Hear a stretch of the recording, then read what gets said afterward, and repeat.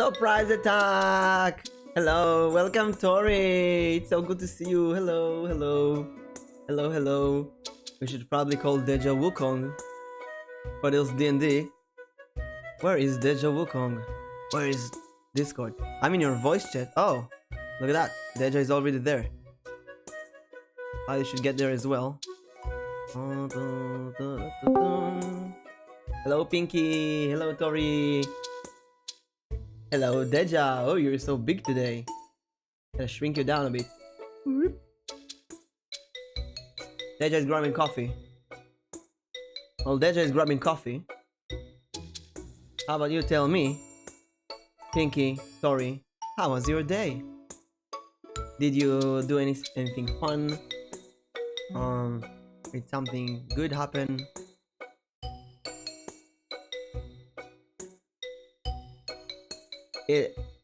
Can you write the better now? Okay. Just woke up. I thought for a moment maybe I had like an emoji only chat or something. Tell me how my volume, by the way. I lowered my volume a bit. I removed the gain from the microphone. I think it may be picking less now. Still sick? Rest. Drink lots of water.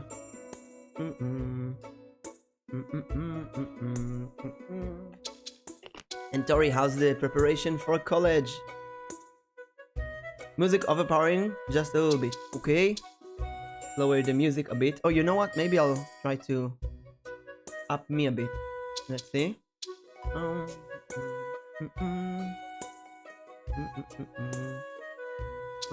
This might be better. Is it better now? Do you hear me better now? DejaWukong raided. Oh my god, thank you Deja for the raid. Bought my medicine for today and tomorrow. Yay, medicine. 1, 2, 3. Not rich in red. Better? I'll try to lower the sound, the music a bit better. 10%. Let's go like this. 4%. I think this should be better. Just have to balance it with other people now. I usually went for the red, but I thought it was still picking. So now I remove the gain and reaches the yellow. Top of the yellow, not touching red. Well, I guess if I scream too loud, I'll get to the red. Sound balancing is so complicated. Also, oh wait, I have a new, where is it? Remove this. Hello, you can see my face now. I have something new. I have a new poster to show you. Where is it? Your stream, Tori, it inspired me a lot to make legs and stuff. Eva Pinka, yes. Both of them are supposed to be the color of the torch, but you know how been. Hello. You're right. Yay! I need to lower you a bit. I think that's alright. Can you speak a bit? Can you tell me a story? Hello. Can you count from 1 to 10? 1, 2, 3. Oh, that's good. 4. That's good. I think that's good. But also, Tori, Pinky, tell us if our volume is the same. I think it should be the same, roughly. And who knows? How was your day, DejaWukong? What did you eat? Not bad. Well, I did some like chicken with vegetables for work, but I had a bit of chicken left over. To prepare for this stream, I ate a banana. Couldn't get any when I did my shopping. I had none in stock. So yeah, it's not easy to get good bananas, but I found a good one, so I said, you know what? We're gonna stream with Deja. I gotta eat a banana. Now, where did I put my posters? I have no idea where I put them. Oh, it's in the mod. Oh my god, I have so many files now. Being a VTuber. Oh, there's the one. There it is. Hey, it's my human form. Look at me. I'm a human now. Nobody can see the difference.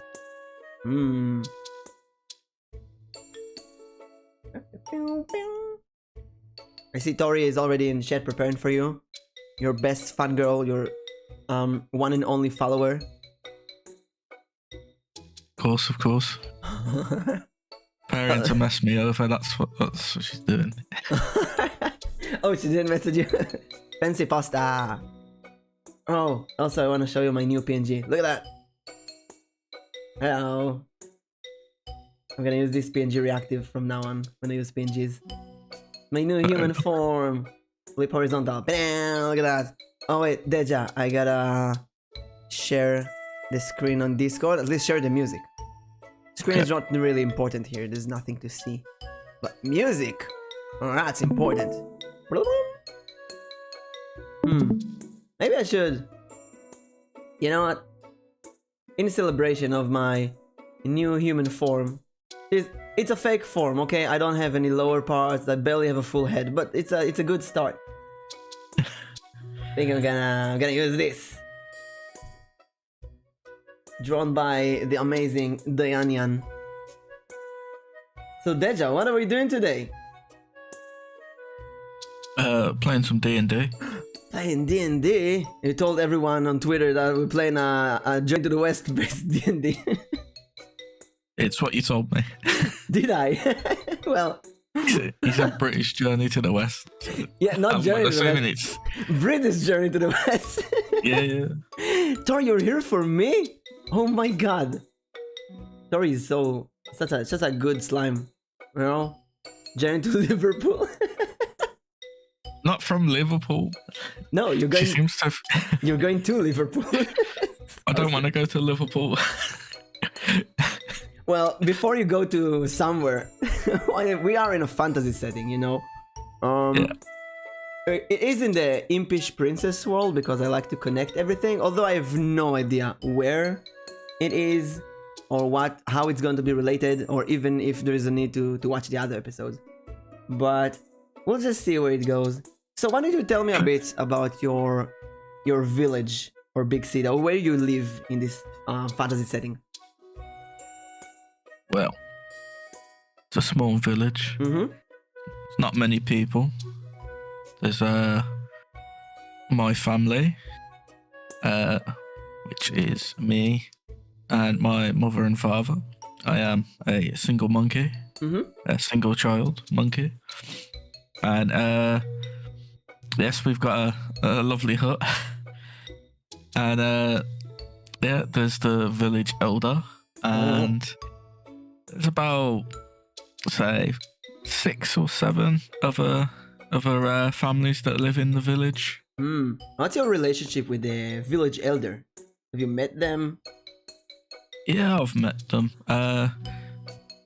We don't really get along too well. Seems to blame me for a lot of the mischief going on in the village. Oh, I see. Now, do you have responsibility for the mischief? So anyway,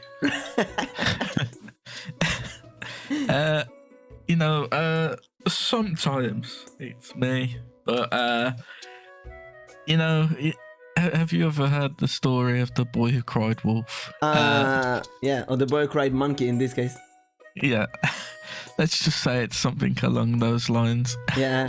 Oh wait, sorry, error. I forgot to edit the collab command. Wait, we need to do an introduction. Deja, who are you? Give us a VTuber introduction. Hello, I'm DejaWukong. I'm a variety streamer and also a monkey. A monkey. And hello everyone, I'm Mimikun. I do D&D and tarot readings and collabs and games. And we're doing improv D&D, which is a thing now. So Deja has been telling me about your village. Yes. And I asked about your last shenanigan, the last thing that got you in trouble.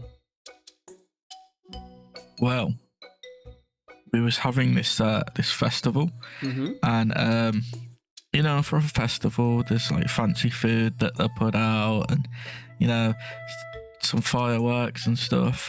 And while I'd had a busy day, I was a bit hungry, so I may have procured a few goods from the food table before the celebrations could begin. And maybe a bit more than I should have taken. Let's just say that. And did you eat all of that, or did you give it to someone? Of course I ate it. Oh, I see. Was it good at least? Of course. Well, you see, the next morning you do wake up with your father next to your room, kind of pissed off. You know, he's an adult monkey with a big beard and has a bigger stuff than you. And he's saying like, Deja, did you steal food yesterday during the festival? No. What food? What are you on about? I don't know what you're on about. You see, child, he sits next to you on your bed. You see, when I was a small monkey, I used to steal food or not steal food. You know how it is. Well, he's doing it while picking up lice from your hair and head. The village leader, he wants to see you. I've been wondering what it is about, but I think you should go there with some low expectations. You know, could be fun, could be a fun adventure. Just when you get there, don't involve your family, okay? Your mother isn't, she doesn't want more trouble. Can you deal with this like an adult? Do I have to speak to him, Dad? I don't want to. Well, you can just sit there and listen for a while, you know? He's the village leader, we don't want to mess with him too much. Always has some boring story, he tells me though. Yeah, it's probably gonna be a boring story. But listen, son, in life, people will tell you boring stories, and you just sometimes have to sit there and listen to the boring stories. That's called networking, son. You meet great people, one day they will pay you money. Fine, I'll go. Good, monkey, good. Now, before you go, I also need you to buy some groceries. Here's the list. And he gives you a list that says eggs and milk. No bananas. No, listen, bananas are a bit expensive right now. We're gonna have to cut them for the next week or so. Okay. So eggs and milk. Yeah, but you know, if you see any banana trees, then you can grab some, but not too late, okay? When the sun sets, you have to be home. Got that? Yes, Dad. No, it's yes, father. You know what? You can call me Dad. It's fine. I'll allow it. I mean, when I was your age, I'm taking too much of your time. Go to the leader now, and remember to not be rude this time, okay? Yeah. And, okay, Dad. And wipe the food remains from your face. What food remains? I don't know what you're on about. And I'm just gonna quickly like mess with my face. You see some cake remains dropping from your hair. I'm saving that for later. You call him Daddy. Father, mate. Hello, Alnichi. I am everyone's father. And I can be anything. It can be father, dad, or whatever. So, Deja, your father leaves the room? Yeah. What do you do now? Can I have a look around the room? You can do whatever you want. I'm gonna have a look around the room then and see let's see what's in here. It's one. You are very dizzy. You fall down to your bed again. You're really tired because yesterday you met some of your friends. You ate all the food together.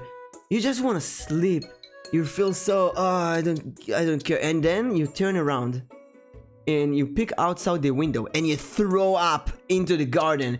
You throw up so much cake and food. You have no idea where it came from. Like your chest is pressuring so hard. You want to stop everything. And then it stops. And you look out of the window. And one of your neighbors, another monkey, he looks at you. And then he runs away. You just covered your mother's garden with puke. Hopefully it will help the plants grow. In a way. It smells a lot like cake frosting. I see. And some acid juice. Oh, they might like the cake. So what now? Well, I'm gonna get up out of bed. Mm-hmm. I'm gonna head out to the elders. You head out downstairs. You see your mom cooking in the kitchen. She's like, "Good morning, honey. Please don't forget to get dressed before I go out." You're in front of the door. There's the big table with some remains of bananas. There's two bananas that are a bit rotten now. There's some closets, the kitchen, the bathroom. Very small village like. Can I take the bananas? Yes. Let's put you some inventory. GDI. Yes, please. And we're gonna need Deja. You're gonna have 12 HP. And inventory. You are holding 2 bananas. Just gonna make this a bit smaller. Oh wait, and also we need to give like a background so it's a bit visible. So you have the banana. What do you do with the bananas? What now? I'm gonna go get some clothes on, I guess. Oh yeah, you're completely naked. So you go to your closet and you put on some of your fancy Sun Wukong armor and the crown thingy, and you take your stuff, I guess. Yeah. You have the monkey. Let's put it down here. Monkey stuff, which deals D12 damage. You are completely dressed. You look in the mirror. You look good. No more cake remains. A bit tired. A bit feel bad after the throw up. So I'm gonna lower your HP by 1 after you throw up. That's 11 out of 12. And you're ready to set out. Yeah, I'm gonna set out then. You go outside. I'm gonna say goodbye to my mom and exit. Okay, how do you say it? Bye, mom. Bye, honey.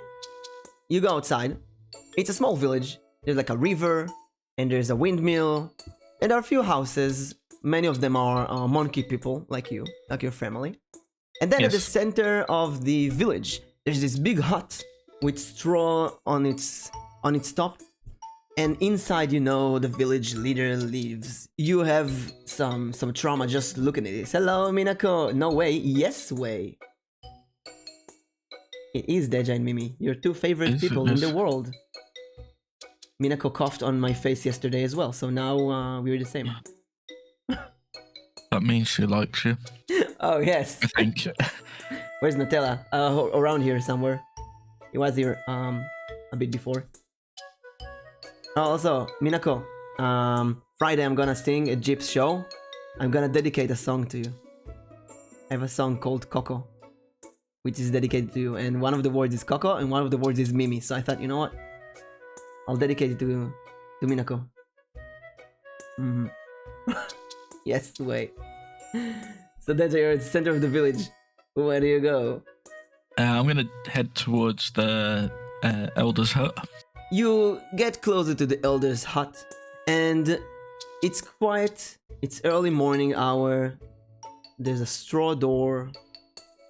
Do you enter? I'm gonna knock the door, but like not eagerly, just kind of like, and then just a few knocks. You knock a bit on the door.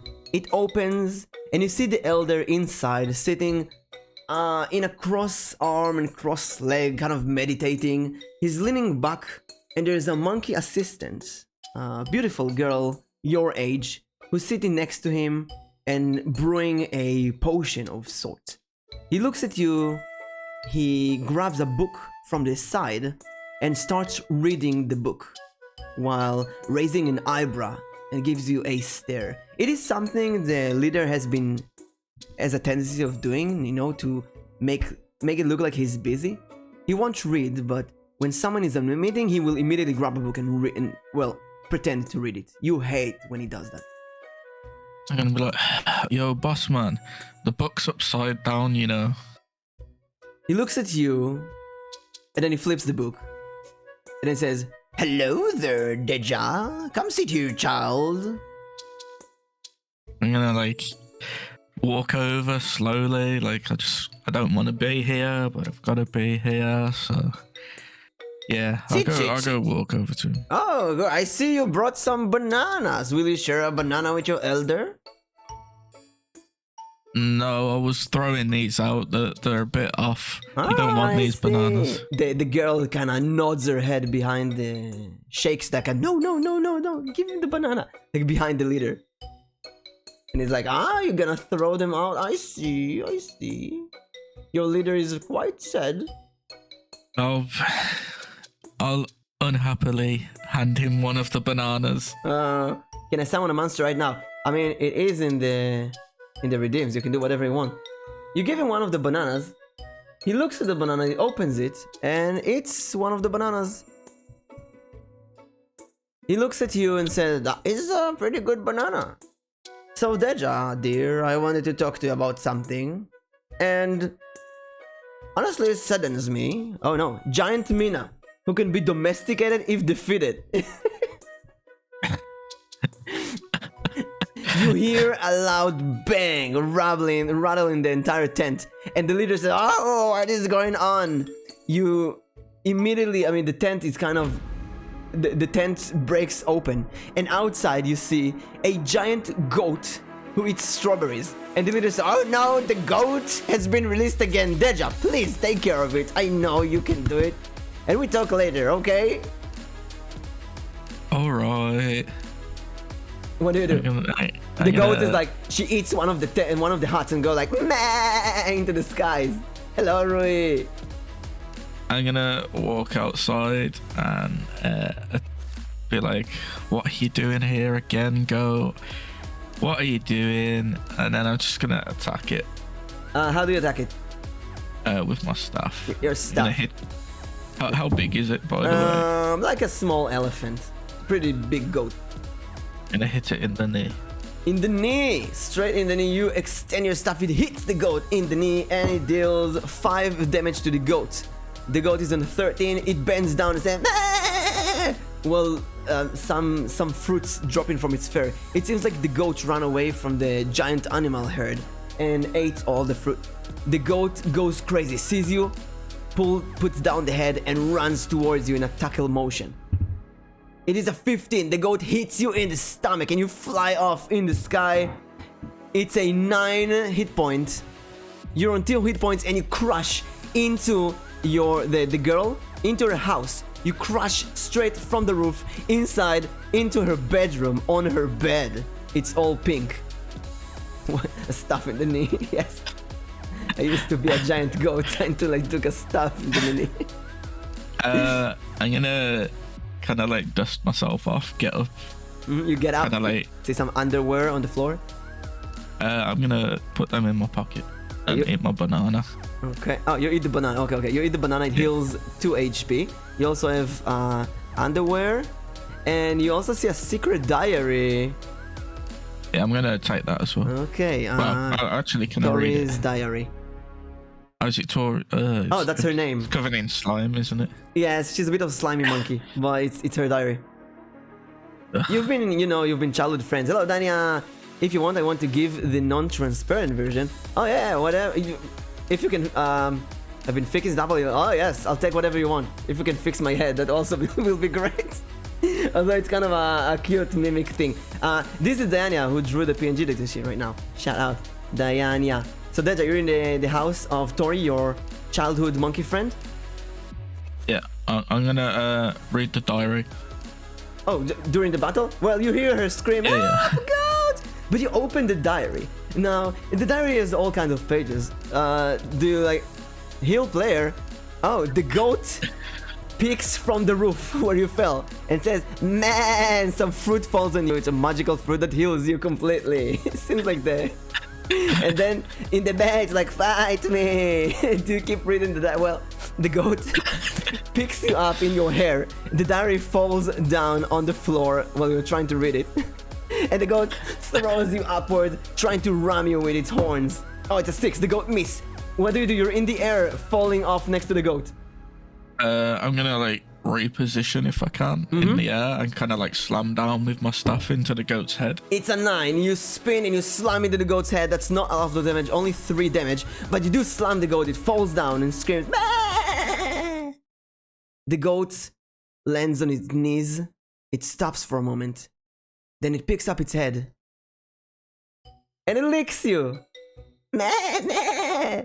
You've been friends with this giant goat since you were little. You know, it's your family's... Well, your family... It's the village pet. There are many giant animals here. The goat just wanted to play with you for a bit. You win. The goat has calmed down. I'm gonna pat the goat's head and say, "I told you not to do that, Minako." You pet Minako for a bit. And the goat just walks around the village now. The village leader gets up and stares at you. Tori, the monkey girl, also stares at you. Inside her, next to her, a destroyed roof. Her face is red and she turns around. And the leader brushes his dust from his clothes and advances towards you. Do you do anything? Do you wait? Am I inside the house still, or am I no, outside? the goat threw you outside. You're right in front of of Tori's house. I'm just gonna kind of stand there and mumble to myself, like, damn, I really wanted to read that diary. Oh, Tori's back. Okay. Tori looks. Okay. Wait, so you take the diary again? Will I have time, or? I mean, there is. You assume it will take him like 40 seconds to reach you, so you can run fast, get the diary and come back.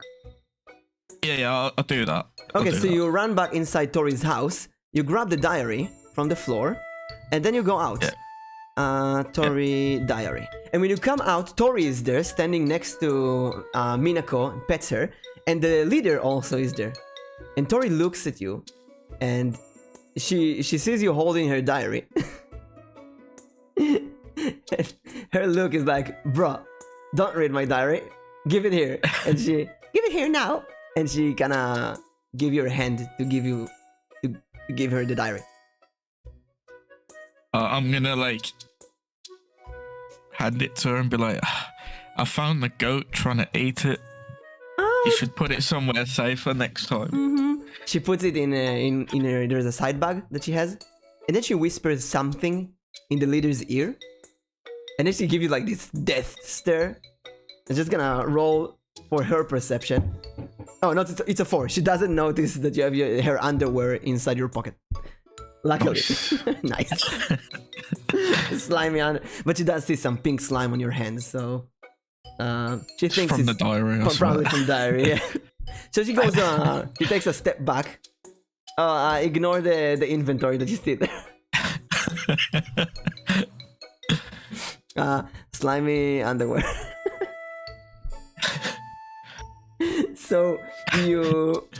Well, is it with an E or without it? Who cares? So the leader comes to you and says, "Well, that was a magnificent work." He pets your shoulders. Now, why don't we sit back down and continue this discussion? Maybe at your place?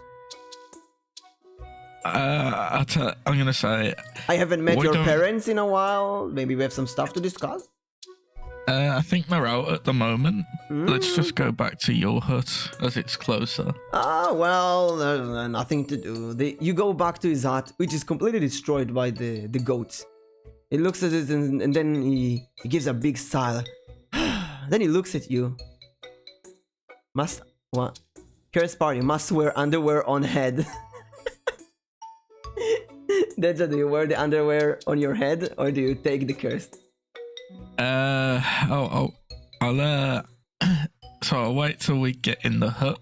When Tori turns around, I'm gonna quickly slip the underwear out and put them on my head, and then just wait and act casual as if to see if they're gonna notice, like Tori and the elder. So see if they notice. Very casually, you put Tori's underwear on your head.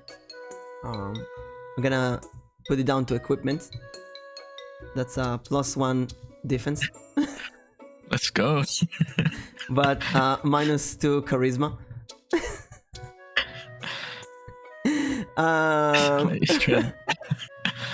Head. And this is arms.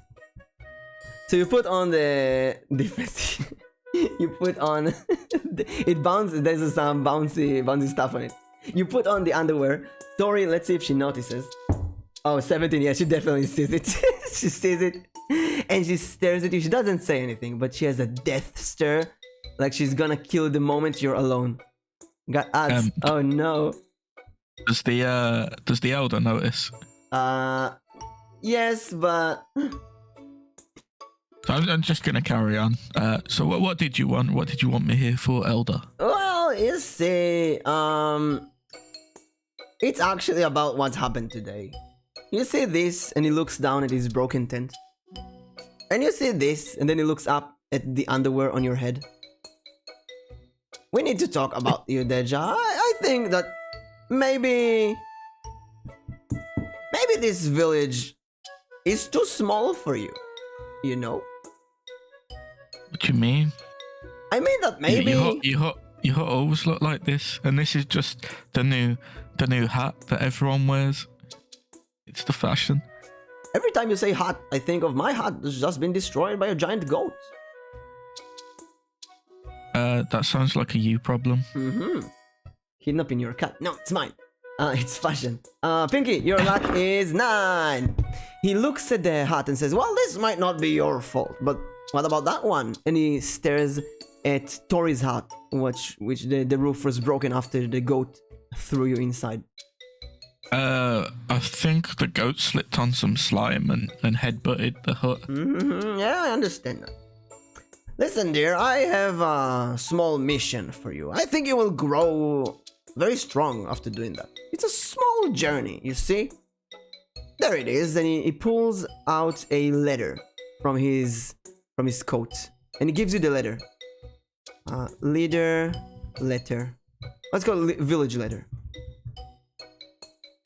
Tori, your luck for today is a 20! Natural 20! Congratulations! Slime with a lot of luck for today.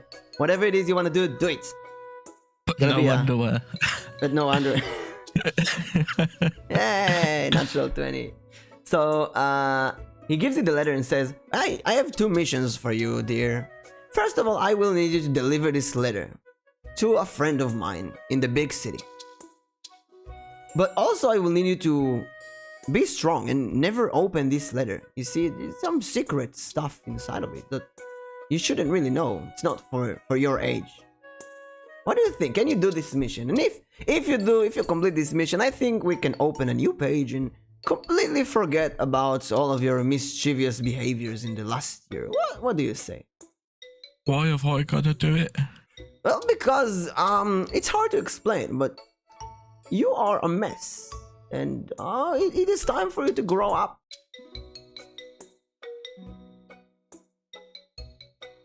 Well, I suppose I'll do it. Have you if I've got to. Have you heard about the story of Naruto the Ninja Boy? No. Tell me. Well, it's a story about a young ninja boy who was a mess. He messed his village, but he dreamed of becoming a Hokage, a village leader. And he was alone his whole life. Until one day, he grew up and he became the village leader. But only after he went on a crazy long journey with many friends and lessons. And I feel like if you're stuck in this village, you cannot learn this lesson. You have to go out and see the world. I'm gonna send you... Elder, isn't your name Naruto? This is the same story you tell us every year that no one believes. Well, it is time for you to see the story in your own eyes. You see, it's not just believing, it's being. Naruto went on a journey to find the One Piece. That is correct. I'm going to send you to the west on a journey to the big city. And in the big city, you'll find the leader of the city. He's called Sasuke. Completely unrelated to the story. I want you to give him the letter. That is it. And after that, you can come back here and we will completely forget about your shenanigans. How does that sound? I guess I've got no choice. Well, there is one last thing. Come with me for a moment. He grabs you in the shoulder and brings you outside while Tori stares at both of you, curious. And he says, as he drags me outside, I'm gonna kind of look at Tori and stick my tongue out. Let's see how she reacts. 16. She picks up a rock and she almost throws it at you. But then the leader like turns you around and says, "Listen, the girl, the girl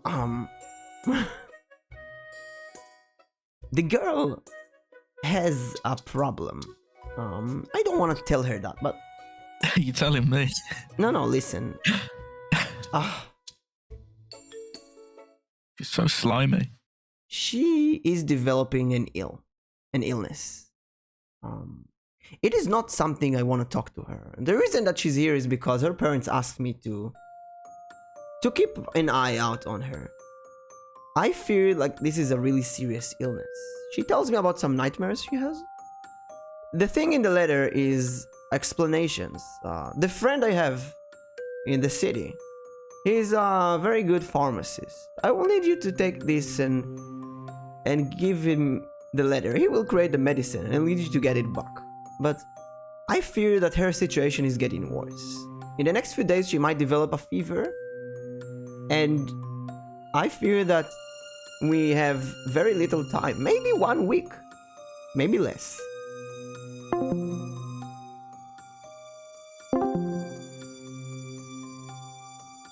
Oh no! Internet Y! Internet Y!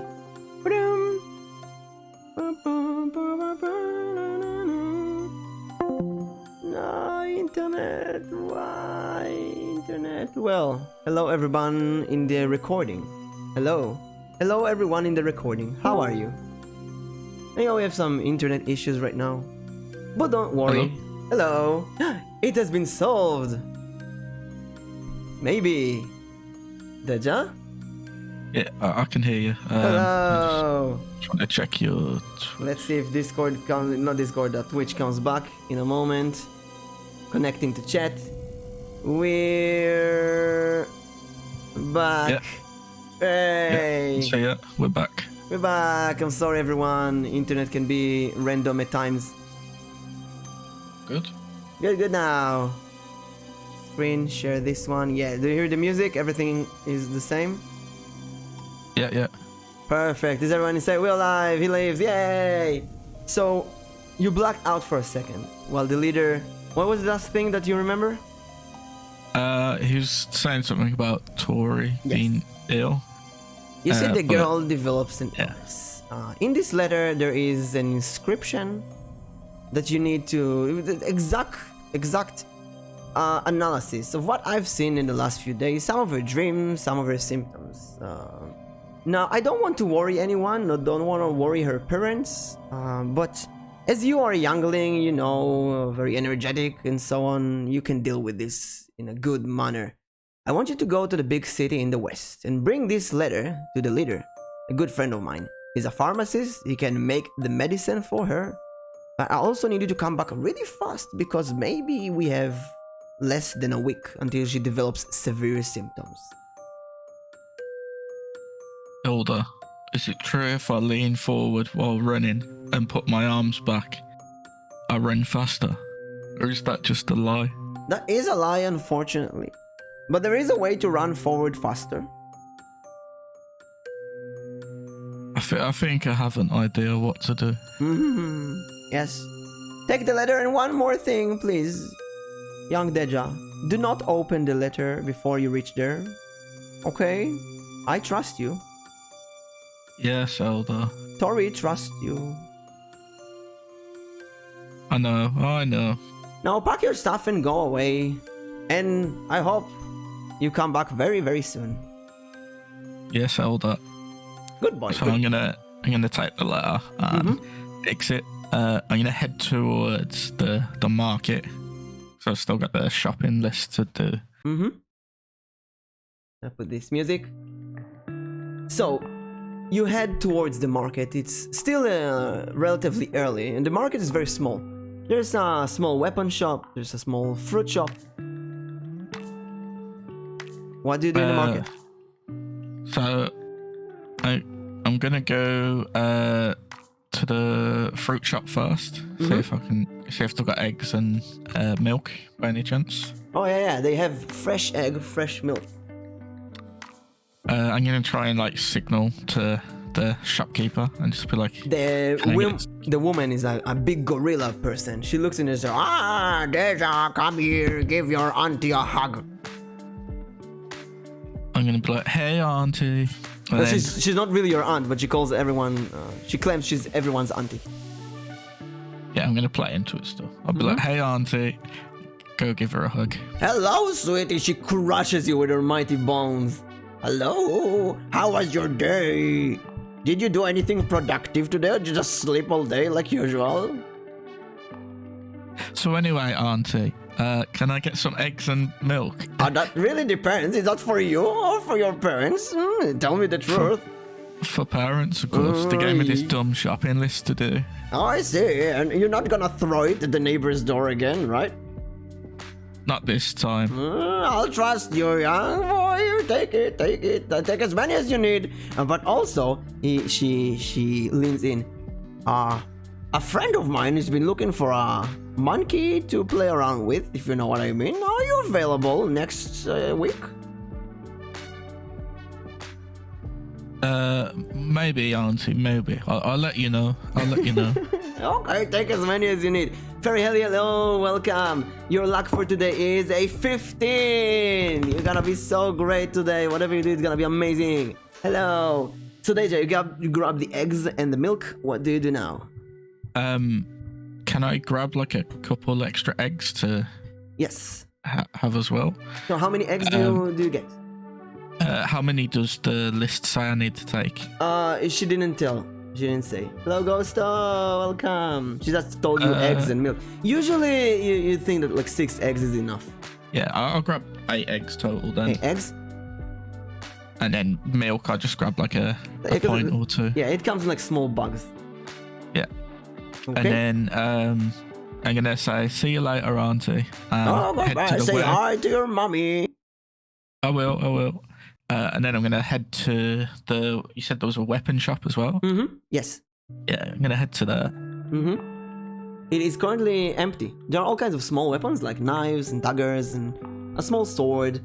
It's not something really big, but it's currently empty. The big guy who owns the shop is not there right now, but he trusts the village, so he kind of left it unattended sometimes. And you see a small bag of coins on it, and you know the drill. Usually just take something and pay. It's a very small village. Everyone trusts each other. Is there any like armor or anything? Because it just yes, all there's a weapons, very light armor that you can, if you want to, you can wear that. Hydrate. Thank you, Percy. Welcome to the stream. Deja, you have to drink as well. Finish my coffee. I'll have some coffee. Coughing. And is there a price on the armor? No. It's like pay what you want. Okay. You even saw people pay with items in the past, like with fresh fish or anything really. What I'm gonna do is I'm gonna leave the slimy underwear and take the armor. You leave this I'll leave 1 egg as well. You leave the slimy underwear and 1 egg. And you take the light armor, which is +2 to the armor class. And you wear the armor. It's pretty good for the journey. What now? Okay. I'm gonna head to my house to give my mum the eggs and milk. -10 social rep, Minister Fashion. Tori just wants me to do this with her underwear on my head the whole time, don't she? Tori's like an old man who just got your underwear. Now it's payment.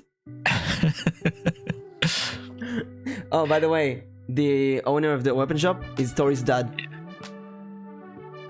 Yeah, that's a family problem for them to solve. That's not my problem. I wonder if you recognize the underwear. So you go back to your house.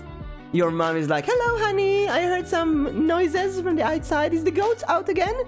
He must face the consequences of his action. I'm like, "Hey, Mom, I got those eggs for you and milk, and I'm gonna give her the milk, and I'll give her 6 eggs." You give her the milk and 6 and go, "Oh, that is so good." And she grabs you and hugs you and kisses you. Also, did you talk to the leader? What did he want? I was gonna promote the stats of appearance. He wants me to go deliver this letter to his friend in the city. Oh, what's in the letter? He said I'm not allowed to read it. Oh, then do what the leader says. He knows knows best. He's always the best, smartest person alive. When are you going to come back, honey? He's like, will you make it tonight? Are you staying at your friend's house? How far is this place? Don't know, Mom. I've never been to the city before. What? The city? What city? Yes. He just said the city, the nearby city. Oh, the nearest city is like 3 days in ship. Are you sure you wanna... Oh, honey, you've never been to the sea. Can you even go on a boat? What if you throw up? I saw you throw up in the yacht. I heard you throw up this morning, honey. Don't worry about that. That was just something. Did you drink water after you throw up? Did you drink? It's really important. She can take a glass, a wooden glass, and fills it with some water, runs outside, fills it with water from the well, and gives you, here, drink after you throw up. You have to drink. I'm gonna drink the water. Before you find imps and they impregnate you. You drink the water. It's a bit burns in your throat, but your mom is like, okay, honey, before you go, just take this. And she hugs you so deeply. And then she grabs your shoulder and looks at you and says, whenever you're in trouble, remember, your family is here. Just lift your hand and ask for our help, and we will send you our powers. Thanks, Mom. Yes. Can I be kind of like weirded out by it, but be like, thanks, Mom. Also, and just kind of like try and push her away slowly. Wait, honey, wait. Also take this. She turns around, she looks for a closet, and she opens the closet. It's like a closet with all kinds of family heirlooms, and she finds a small rose pin, and she gives you the rose pin. I'm gonna put it in your trinkets. Trinkets, rose pin. And you have no idea what it does. She says, this one has been through our family for ages. It has magical properties, probably. Wear this at all times. Okay, honey, this will guard you while you're on sea. What does it do, Mom? Oh, we don't know, honey, but it's been known to have magical properties. Okay? Can you confirm this? Well, your uncle Egbert, when he ran over by a cart while wearing this, and he did not die. Yeah, but Uncle Egbert, he's got no legs now.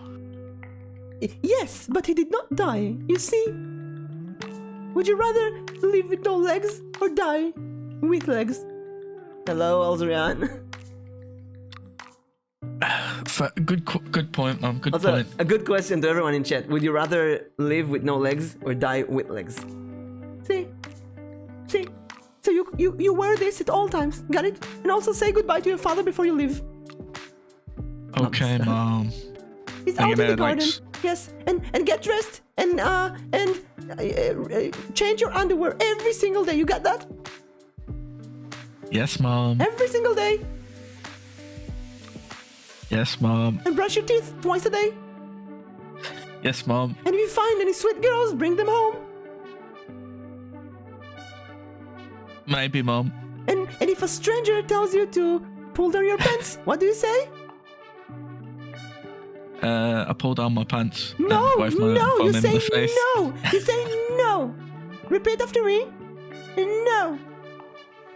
No. Good boy, good one.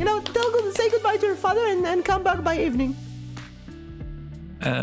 Yes, Mom. Yes, Mom. Okay. So I'm gonna quickly head into my room and give it like another final check to see if there's anything in there that I could take with me. You have all your stuff, unless there's something specific. There's some books from your childhood, like there's some toys. Nothing that you can think, unless there's something specific that you're looking for. Yeah, my Gundam action figure. Yeah, you want to take it? Yeah. Action figure. Yeah, you got it. Sweet. Lucky toy. And I'll take one pair of underwear as well with me. Extra underwear. Good, that's good. And then I'm gonna head out to my dad. Your dad is working at the garden. Seems like he's cleaning some puke out from the flowers. I'm gonna say, hey, Dad. I think that was Tori. You know, she walked past our house earlier, and I looked out the window and she the kind of threw up. oh, the poor girl. I mean, it did smell a bit feminine with some cake remains. Oh, the poor girl. You know, you two, you were meant for each other. I know, I could smell that. You know, you used to play as babies. Gonna like try and grab a bit of slime because I'm assuming there's a bit of slime left in my hair and just kind of like throw it like sneakily on the floor next to the sick. You throw it. Let's see if he notices. Yes, your dad is quite perceptive. He sees that, and then he grabs your shoulder and says, "Listen, son. I've been listening to what the leader told you. He also talked to me yesterday about your small mission.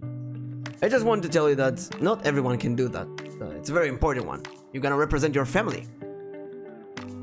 Yes, Dad. I'll do my best. Yeah, and do whatever the leader says. And if a strange man on the ship tells you to pull down your pants, what do you do?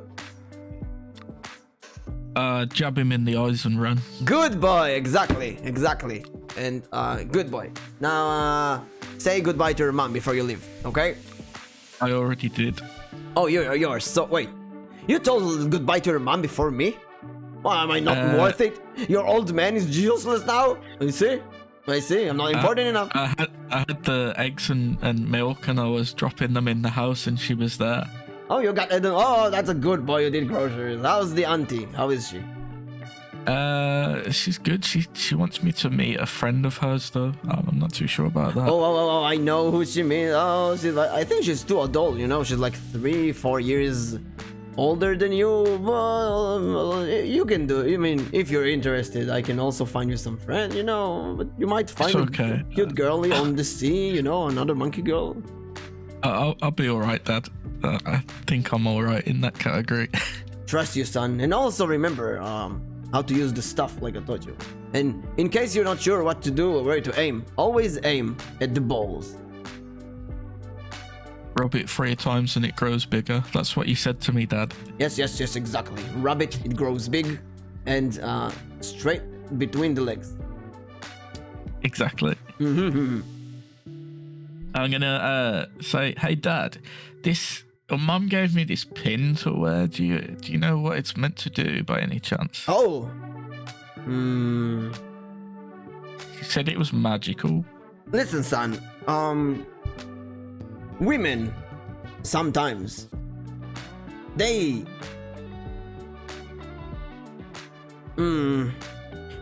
Come with me for a moment. And he gets inside the house and he goes to the parents' room. And he opens another closet and he says, "Son, sometimes in sea you will get lost. Sometimes the road might be a bit complicated, but take this with you and it will guide you. And the pin might be useless, but it is your mother's gift. Most of the time it will remind you of your family. This thing though might help you a bit more, so grab this." And he gives you a small deck of tarot cards. He ruffles the deck. You can hear it. And you can smell the old kind of papery smell coming out of it. You now own a tarot deck that has been in your family for ages. And he says, "My great-grandfather used to use this card whenever he was lost. Yeah, use them wisely, you know? Use them and find your way back home when you're lost." Thanks, Dad. He wipes a tear of his eyes, then he turns you around and pushes you outside. I'm gonna turn around and be like, "Thanks, Dad. I'll catch you later."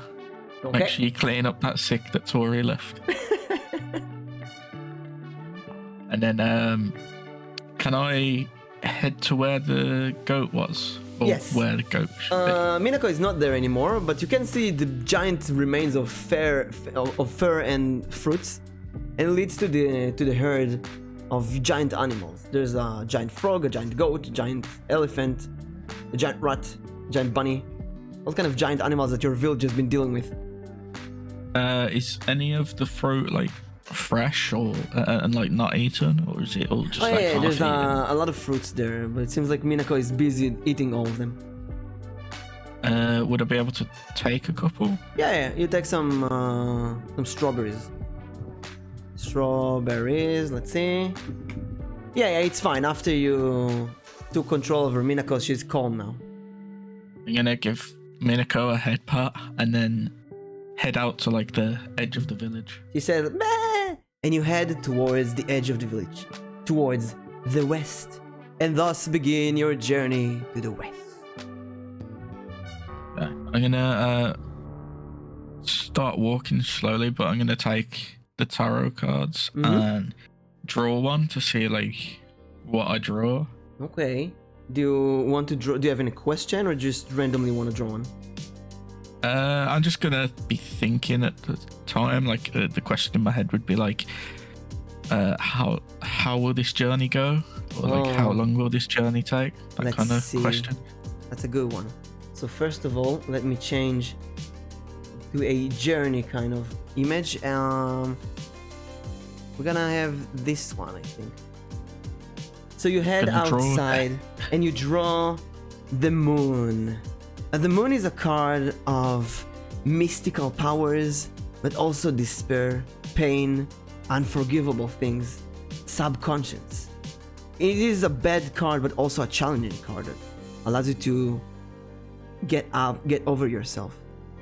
And while you stare at the moon and think of it, it gets darker, and a giant moon rises in the sky. Will you reach the what you call it? The place where ships go to? Docks. Yeah, the dock. You reach the docks, and there are a few small boats in there. There's like a hut, and there's a monkey person in there, and he stares at you. Then he gets out, and he crosses his arms, kind of wait. I'm gonna walk up to him and be like, "Sup, Fisherman Joe." Hello, my dear boy. I haven't seen you in a while. How's the fishing going? Oh, you know, fishing. Talking about fishing. I got a message from the village leader. It seems like you're going on a journey. Yeah, he wants me to go deliver this letter. Yes, you see, the boat is actually... I'm gonna give you this one. And he goes towards one of the nearest boats and kicks it. It's made of wood. Looks like sturdy enough. And he gives you an oar, one big oar. And he says, you're gonna have to use this. And you're gonna have to row yourself towards the nearest ship. Now you sit there, and he points at a beach very, very far away. Maybe a day, or maybe like half a day of rowing. There, in a few hours, there's supposed to be Fisherman Joe. Hello, King Patrick. Welcome to the stream. It breaks, no refunds. If it breaks, no refunds. Now you see, in a few hours, the ship is supposed to go there. There is one problem, though. They don't like monkeys, in a way. Reaching the city is a bit more complicated. You're gonna have to sneak inside. Can you do that? I can try. Good. So you take this boat, and also take this, and it gives you like small wood plugs, and a hammer and some nails, just in case, you know. Just in case. I'm gonna give him. How many strawberries did I pick up? A bunch. I'll give him one of the strawberries. Okay, let's say 5. You have 4 more. Nice. So you have like 3 planks, and you have hammer, and like 12 nails. You might not need to use them, but just in case. So sure, take your boat, and good luck. Thanks, Joe. Fisherman Joe. Good luck. You're alone with the boat and the oar. I'm gonna jump in the boat and head towards the direction. He said towards the was a boat, wasn't it? Yeah. Yeah, a ship. You jump ahead inside and you start rowing. It's a bit complicated to row with one oar, but you manage to. And you row and you row and you row. And the more you row towards the faraway island, you feel like the cold and the wetness of the sea goes inside of you. And at a certain point, you kind of lose yourself. It becomes night. The moon is huge. There are many, many stars. And you see the beautiful colors of the northern sea. You're journeying to the west, but you've never been outside your house that way. And when you get there, you also slowly see, between the fog, a huge ship with so many people on it. Many sailors, many travelers, all of them on this huge ship at this amazingly huge dock at the middle of the night. And people climb in and out. And there's a ticket person. You're at the other side of the dock. Your boat bumps into the wood planks of the boat. I'm gonna try and climb up and sneak on board. How do you sneak on board? I mean, there's a big ship inside the frozen cold water, and there's a small wooden bridge that goes inside it, but there's a person standing, a human, standing as a guard. I'm gonna try and sneak up the bridge slightly, and just kind of peek over to see what the guard's doing. You get closer and you try to see. The guard is crossing his arm. It's quite big. He has a raincoat and like a pirate hat. And an old lady goes to him and she gives him a ticket, a yellow ticket. He looks at the ticket up close. He rips it in half, gives her the half and says, "On you go, lady." And she goes inside the boat. Says, "Oh, thank you, young fellow." Is there a line of people waiting to get on? No, there's not a lot of people there. Mostly people going out with some packages, like boxes. They put it at the docks and they go back into the ship. Okay, can I I'm gonna look around, see if there's a big jacket I can. You don't see any jacket. Well, there are some guards and some delivery people who wears jackets. You don't see any jacket on there, but there are some storages and some cardboard boxes. I'm gonna sneak into one of the cardboard boxes. Ooh, that's an interesting one. 4. You sneak into one of the cardboard boxes, and you're inside of it. Now what? I'm gonna try and pull the lid, pull the top of the cardboard down. You pull it down on you. It rips in half. I'm gonna sneak out of that and try and get into the storage containers. There's one. Yeah, there's a big storage container. But it's closed tight.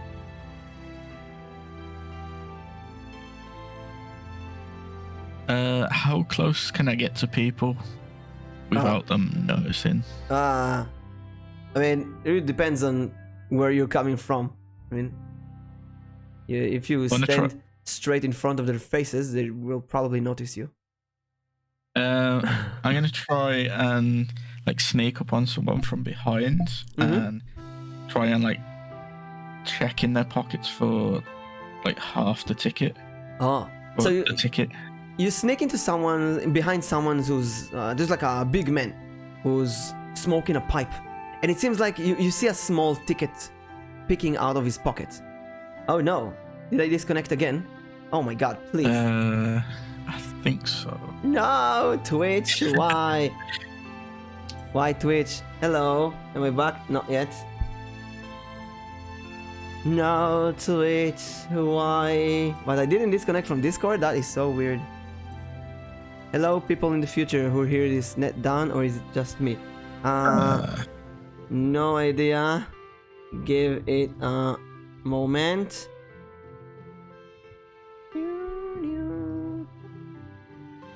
He died. Back. Oh no. Yeah, I'm back. We're back. Yeah. We're back.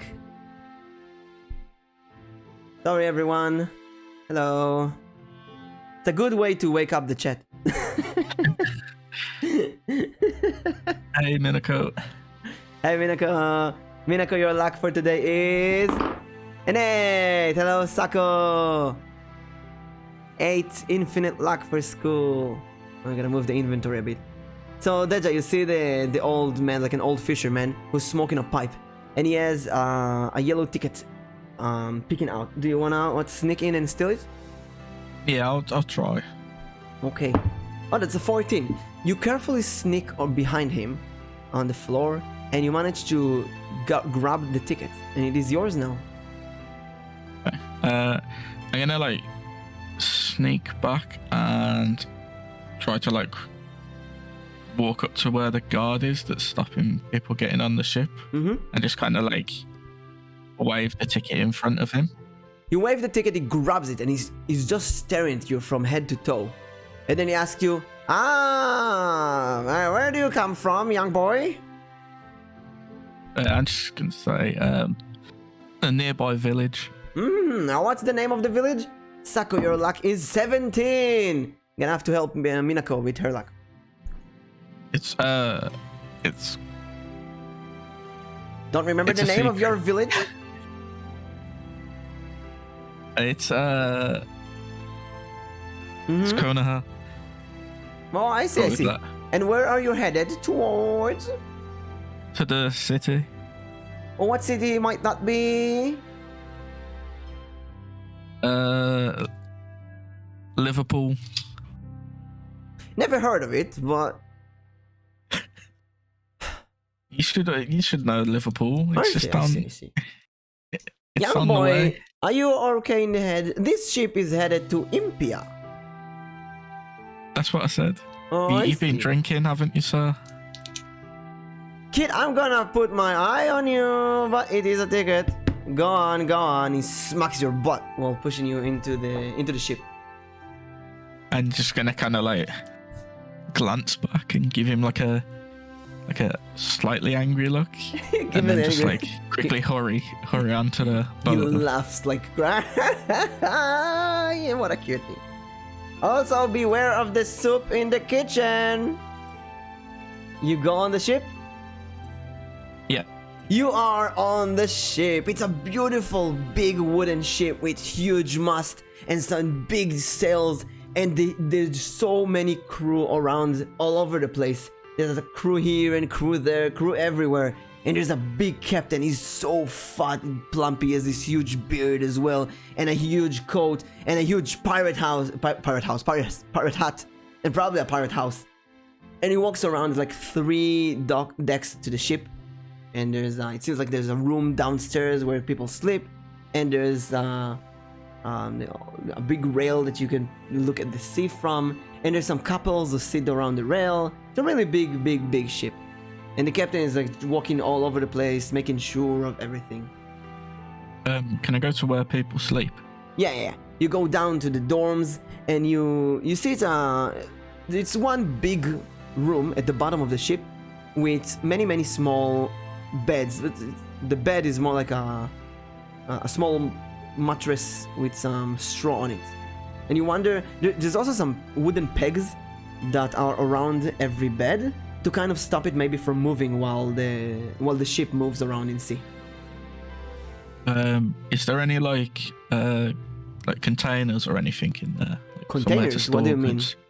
Like somewhere like a chest or drawers or something to store stuff? Yeah. Yes, there is some drawers, some containers, but it seems like it's one big container for everything. It's not ordered by ticket or something.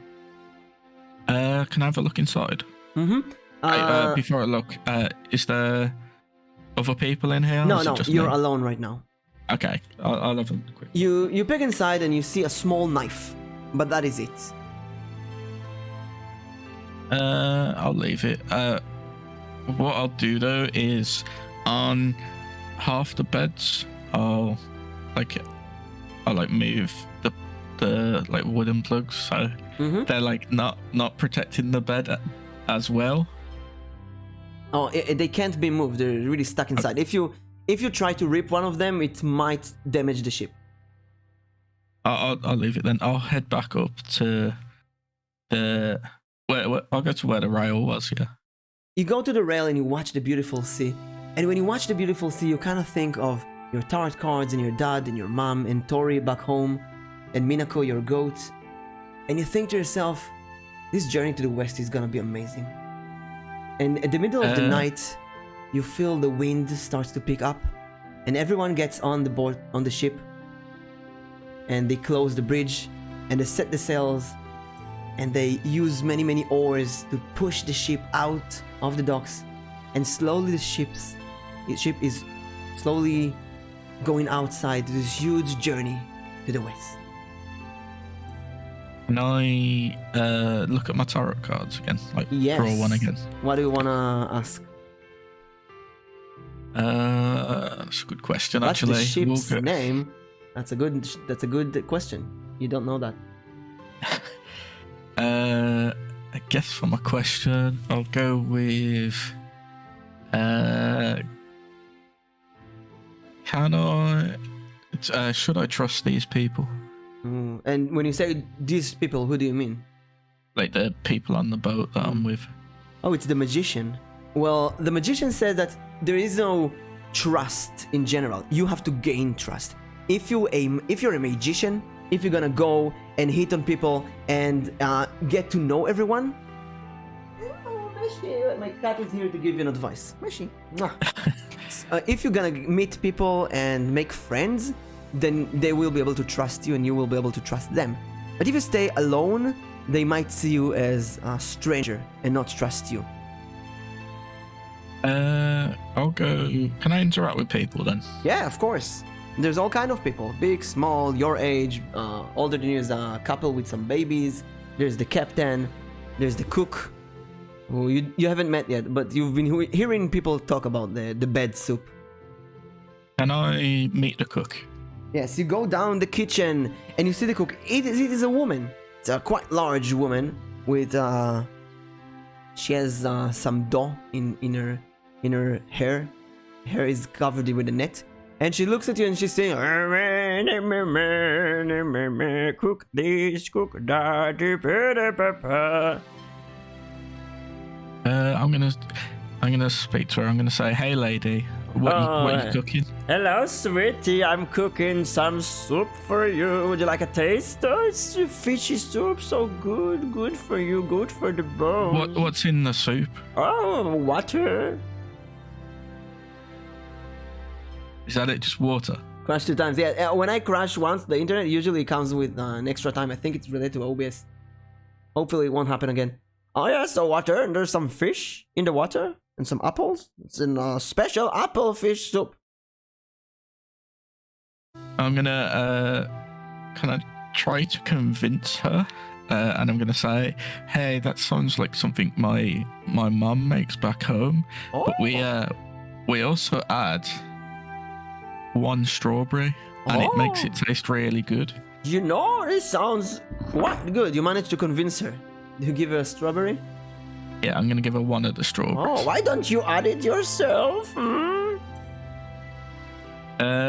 Yeah, I'm gonna add it myself You then. put one strawberry inside the soup. It cooks very well. It melts almost immediately. Soup is boiling hot. And she looks at you and she grabs your cheek, very painful, like, "Oh, you sweet boy. You're gonna have so many friends on the ship. Good luck." And she smacks your butt.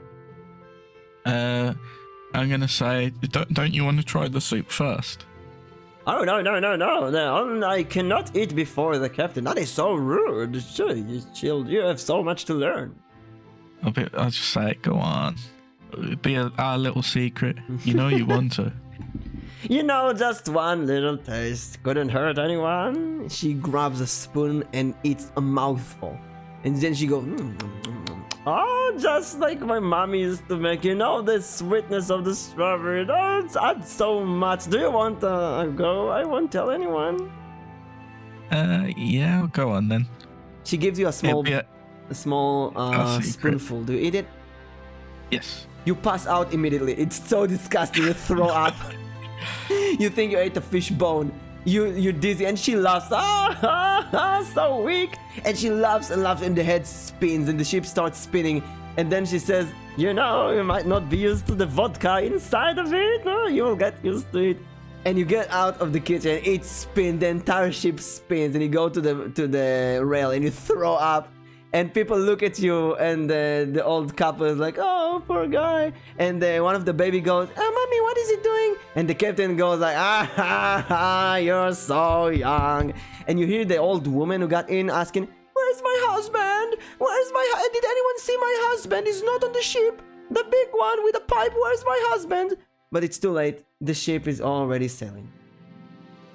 I'm gonna turn around like after throwing up to like the couple and just kind of like laugh and say, yeah, don't eat the soup. The husband like, dearly noted. Thank you for the sacrifice. And you fall on the rails with your body, and you like to go. And that is most of your journey, actually. Yeah. I was gonna say I'll head down and try and rest and recover. It's too late. You wake up. You wake up. That's fine. Early morning. You were sleeping alone on the mast. That's fine. Let's put this music or this one. Maybe this one. Let's see. That's good. You wake up early morning. Beautiful early morning. There's a small rain, and the smell of the sea and the rain is just amazing. And you can, very far away, you can see all kind of islands that you've never seen before. Beautiful islands all over the place, all around you. I'm gonna kind of like observe my surroundings, like look at the islands and then kind of like look around. You look around, and next to it there's a chair, and on the chair sits the cook. She's drinking she's drinking a glass filled with invisible liquid. It doesn't look like water. Maybe something different than water, but the same color of water, but not the same liquidity of water. And she looks into the island, and then she looks at you and say, you slept so good, boy. You have any good dreams to tell me about? I'll just be like, no, but I think you might have used a bit too much vodka in the soup. Well, like I felt kind of bad, so I was sitting here babysitting you, but you seem alright now. I'll let you know that we had a big party. Everyone felt so bad for you, but I told everyone I'm happy and that you helped put the strawberry in the soup. Got some good comments about it, good feedback. So I was wondering, where are you headed? I'm heading to the city. It was Impton, wasn't it? Yeah, I'm heading to Impton. You have any friends there? Meeting a girl, maybe? Not a girl, no. But yeah, I've got friends there. Well, I can only hope that you'll have a great success meeting your friends in a big city. Thank you, chef. You can call me Rona. Thank you, Rona. Oh yeah. And what's your name, young boy? You can call me Deja. Deja. I'll remember that. When I was small like you, I used to monkey around all the time, climb trees and eat bananas. What changed? I grew up. But you can still do those things. Oh no, I'm too heavy to climb trees now. Gonna need one heck of a tree to support my weight. She smacks her big tummy. That's an easier way to get to the bananas. Oh, tell me the secret of the monkeys then. For that you've got to subscribe and buy my guide to it. It's very cheap, but yeah, I can't just give away my secrets for free, I like you. I like your humor. Why don't we do this subscription right now? And she pulls a small purse from her pocket, and she gives you 3 gold coins. Okay, so that's the startup subscription fee. It's then going to be 1 additional gold coin to get the information now and skip the waitlist. Oh, you good bargainer, you. She drops one more coin and then she says, but that is it. Now tell me the secret. So the secret to monkeying around is to enjoy yourself. You're a smart monkey. Very smart. I like it. I like it very much. Now, Thank you. just one more thing. During the night, many people came here and looked at the beautiful pin that you wear. No. Yes, what about it? Yeah, I looked at you and I guarded you, but you might be a bit more careful, you know. Such an expensive heirloom can attract all kinds of nasty people towards you. That's true, that's true. I'll be more careful in the future. Now, we might reach our destination this evening, so if there's anything you want to do in the ship, you better do it now. Okay, I'm gonna go to the kitchen. If you need anything, Rona's gonna wait there for you. Bye, monkey! Okay, Rona. See you later, Rona. She gets up very heavily and she blimps her way towards the kitchen. Still early morning, the beautiful sea. You're crossing it right now. Right, so... Is there a way to kind of hide the pin a bit better? Yeah, you could just put it in your pocket if you want to. Yeah, I'll put it in my pocket for now then. Okay. And then I'm gonna kind of survey around and see what everyone else is doing. You survey around and it seems like during the day, people are just enjoying themselves on the boat. Just looking around, hanging around. Some people talk to the captain. Some people try to, they eat apples, many apples, because they try to evade the soup. And the day goes by very calmly. Until, around the evening, someone says, "Land ho!" And everybody rustles all over the place, trying to pull down the mast and aim the ship towards a nearby dock. And you see, beyond the dock, a huge city, a really big city with a big golden castle at the center of the city. Seems like there's just so many people around. You can barely see it, but there's like big walls around the city, and you can imagine how many big shops and huge animals they might have there. And slowly the ship anchors and everybody starts going down into the city. I'm gonna follow them. I'm gonna head down into the city. You head down, but before you completely go off, the chef Rona screams, "Hey, monkey boy! Remember, use your money smartly, okay?" Yes, Rona. Okay, goodbye. See ya, Rona. You're in a city. City is huge. They have every little stall every stall in imagination. There's a huge sewer system. There's a small destroyed hut or house at the edge of a hill. It seems like there's a few quarters to the city, like a rich quarter, a poor quarter, all kind of places, and a big castle. Okay. Can I head towards the markets? I'm assuming there's some markets. You head towards the market.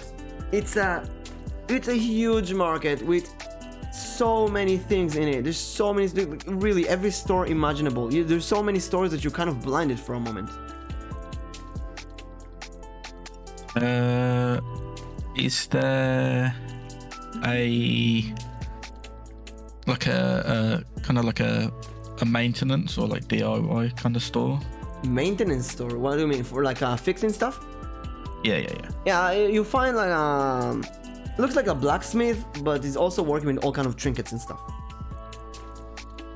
I'm gonna ask him, hey, so I've got some planks, a hammer, and some nails. Would you be interested in buying them or trading for them? The big blacksmith with huge muscles and dirty body looks at you and says, "Ah, I see that. You go to the carpenter. It might help you a bit." Okay, thank you, sir. There's a carpenter just in front of the blacksmith shop. It's an old Yeah. person. He looks at you. What do you say? I'm gonna head over and say, hello. I've got some planks, a hammer, and some nails. Would you be interested in buying them? Give it here. He takes one of the planks and sniffs it and says, and then he takes the hammer and sniffs it, then looks at the nail. 10 coins for the package. 11. Fine, leave it here and go away. You leave Okay. the planks, the hammer, the nails. Also, the ore is quite big. You left it at the boat, and you have now 15 coins. Okay. Is there like a place that like sells trinkets and stuff, or like accessories? You look around and you find a small purple tent, and inside of it seems like all kind of jewelry and trinkets. Yeah, I'm gonna head inside to speak to Inside the of owner. it, there's a crystal ball, mysterious, and a lot of fog, very foggy area. And beyond the table with the crystal ball sits an old woman wearing a purple robe, and you can barely see her face. I'm gonna say, hello. I was wondering if you could look at a item of mine and let me know if you know what it does or have an idea what it might be able to do. She lifts her head and she picks at you one giant purple eye. And then it's like time stops. And then she says, "Hello! Oh, you! Oh, come sit here, give the item here, give it here, put it here." I'm gonna take the rose pin and kind of like put it near where she wants, but like closer to me. She immediately grabs it and smells, and she puts it so close to her eye, you think that she's going to pull her eye out. She looks at it and says, I see. Let me... Oh, wait. What? Do you have cards? I smell cards. Do you have the cards? Yes, why? Interesting, boy. Interesting. You might be the one. Why did you pull out the cards and read it yourself? Okay. Then I'm gonna pull out the cards and read one of them.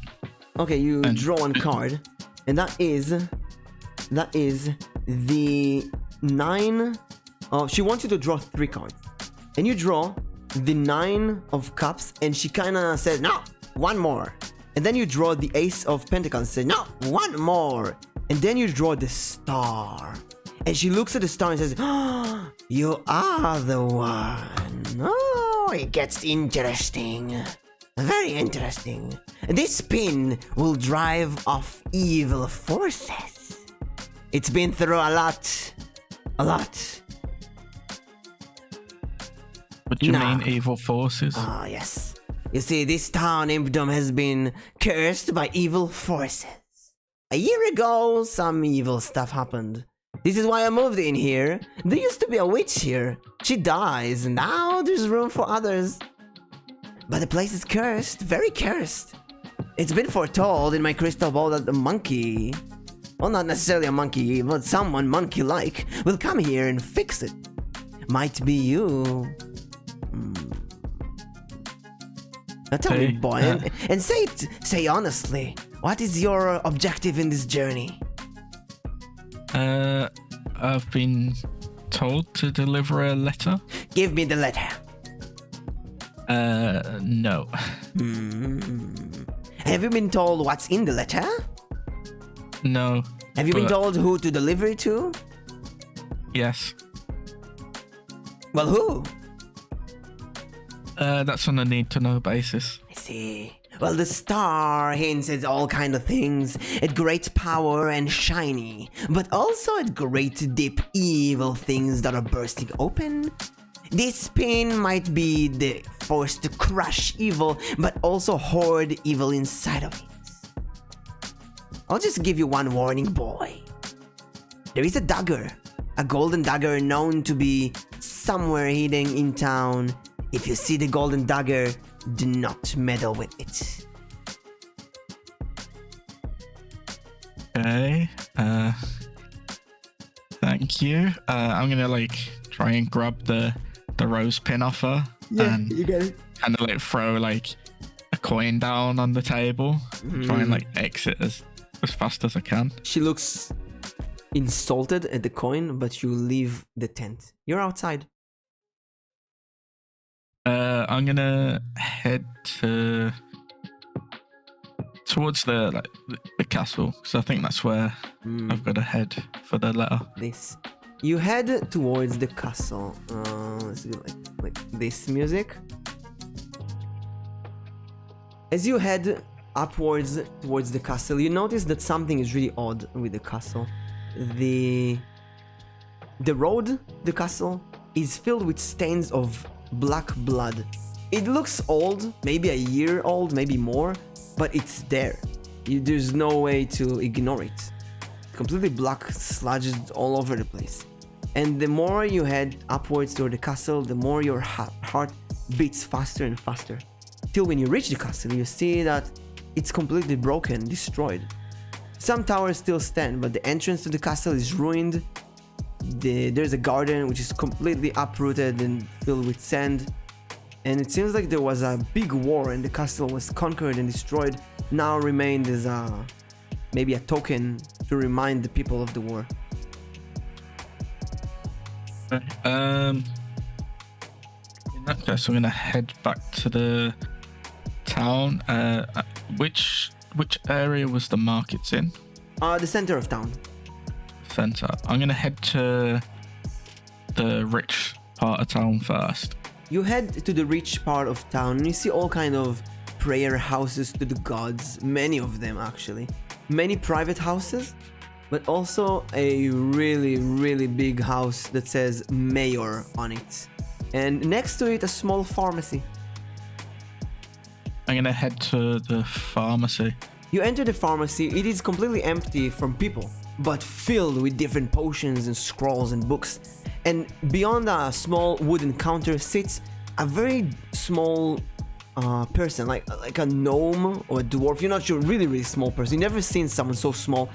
And it seems like he's sitting on top of a tall chair, and he reads a book. He has really big glasses, and he stares at you for a moment. Then he closes the book, puts it outside, and says, "Hello, you're not from here. Hello." Hello. I was wondering if you could help me. Oh yes, definitely. What is the problem? Is it maybe some pimples on your legs? Maybe some rash in your nether region? Is that did you put someone in pregnant? Tell me, I'll know everything. Yes. So I'm looking for someone. Oh yes. Looking for love, I believe. Yes, love. No. Oh, he picks up a pink potion, but when you say no, he puts it back. No? I'm looking for someone specific that's meant to be in this town. I got the one. I got the thing for you. And he goes to the other side of the potion shelf and he gets a blue potion. Yes. Is that what you're interested in? What's that do? Well, that is that's a clairvoyance potion. You drink that and you see from the eyes of the person you're supposed to meet. How much? Oh, that's a bit of an expensive one. We have a sale now. This is only 200 coins. I'm gonna try and convince him. So, I could give you the coins, but what's more valuable than coins? Well, I'm gonna tell you right now. It's one of these very rare strawberries. What's so rare about it? You can only find them in a certain part of the world.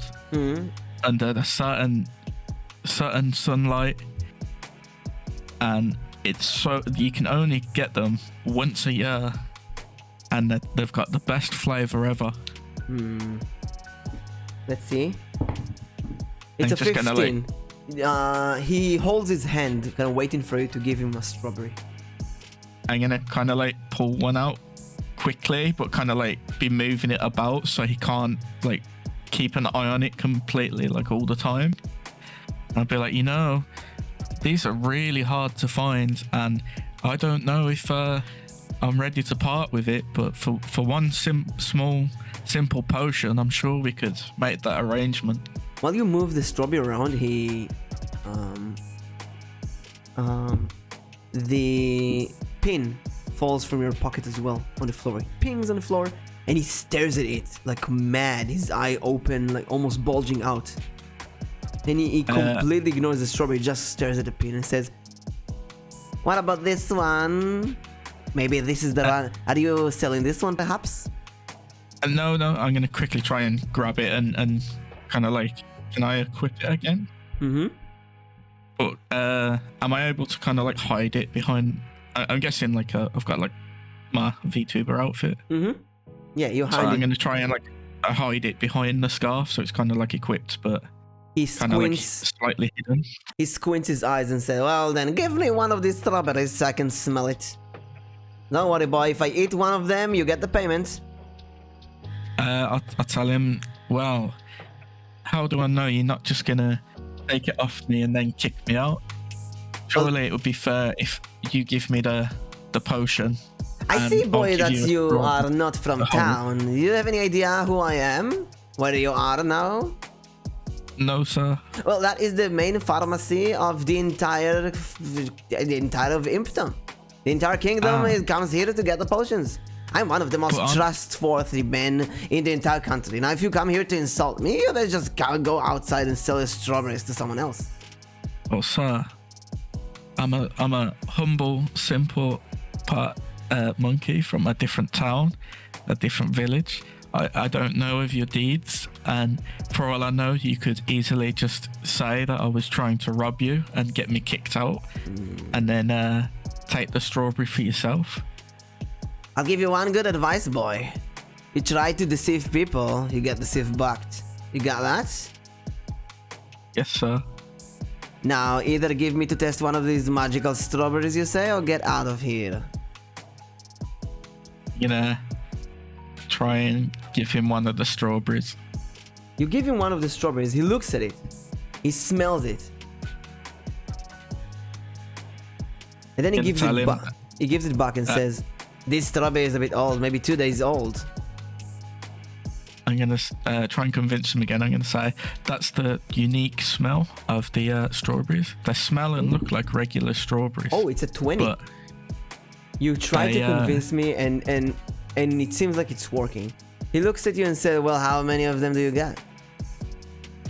Well, I mean, I've been told that these go for 1,000 gold coins each. Boy, there is a limit. I'm being nice here. But I'm willing to trade one for the potion. One is not enough. If I want to do experiments, I will need at least 10 or 20 of these. Surely you could trade for the potion. The potion's like a lot cheaper than the value of these strawberries. Why don't we play a game, boy? You give me as many strawberries as you have, and I will give you as many potions I have that I think is worth the strawberries. It's a game of... What do you value the strawberry at? Yes, that is a game of trust. You just have to trust me. I'll give him... I'll kind of like place one strawberry in front of him, and I say, well, what do you value one strawberry at for now? Let's see. He gets a scale from the side of the counter and he puts the strawberry on the scale. He looks at the scale and you see the numbers like 8 grams or something, you're not sure. And then he grabs the potion and he puts a vial and then he drops a few drops in it until it is exactly the same weight. Then he gives you a very, very, very small amount of blue potion. That is the current value. I'm guessing I need like the full potion to get the effect. Well, if you use only a half, you will get some of the effect. Maybe it will be shorter. This potion is very high quality, you know. And these strawberries are even better quality. Well, then it's only a matter of trust. I'm gonna pull out a second strawberry reluctantly and like kind of like put it on the scale. You put it and he adds a bit more, 2 more drops of blue potion. Here you go. Surely that's worth more. These strawberries are really hard to find. Well, this potion is really hard to make. A simple clairvoyance potion compared to the rarest strawberries in the world. Is it now? I mean, you've looked for yourself and you can clearly see. What if I drink the clairvoyance potion myself and see through your eyes? Then you'd just see me staring at you, wouldn't you? He's a big smile. And then he drops a few more drops until the vial is half filled. And he puts it in front of you with a cork and says, here you go now. I'm gonna take the potion and just say, Hey Tori. well, I'm gonna say, well, you better be careful with those strawberries. They're very hard to come by. I'm sure about it. You better be careful with the potion, you know. Might seem fun to look through other people's eyes, but might also get you into trouble. I'll be fine. I'm gonna take the potion and just be like, good day, and just kind of like walk out as fast as I can. But not as fast as I can, but like, you know. You're outside in front of the big glowing sun of the city. Right, I'm gonna take the potion and kind of like say, where's Sasuke, or can I find him? Where is he right now? You drink it? Yeah. You drink the potion and think about this Sasuke, and you even pick up the letter and think about that. And suddenly you see your butt, your buck. You see yourself.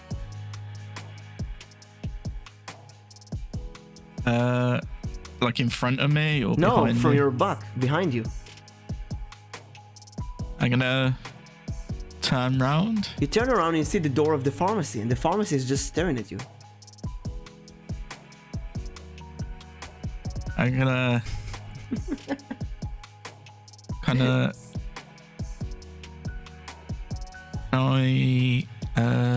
I'll go back inside the pharmacy. Oh boy, did like, you forget something? I'm gonna try and like see through the potion again to see if it's like the person in the pharmacy or whether it's like the pharmacy itself. Yeah, apparently it is the pharmacist. It is the pharmacist.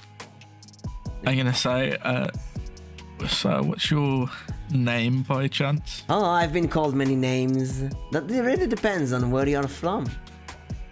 I'm gonna walk up and say, Sasuke. I have been called by that.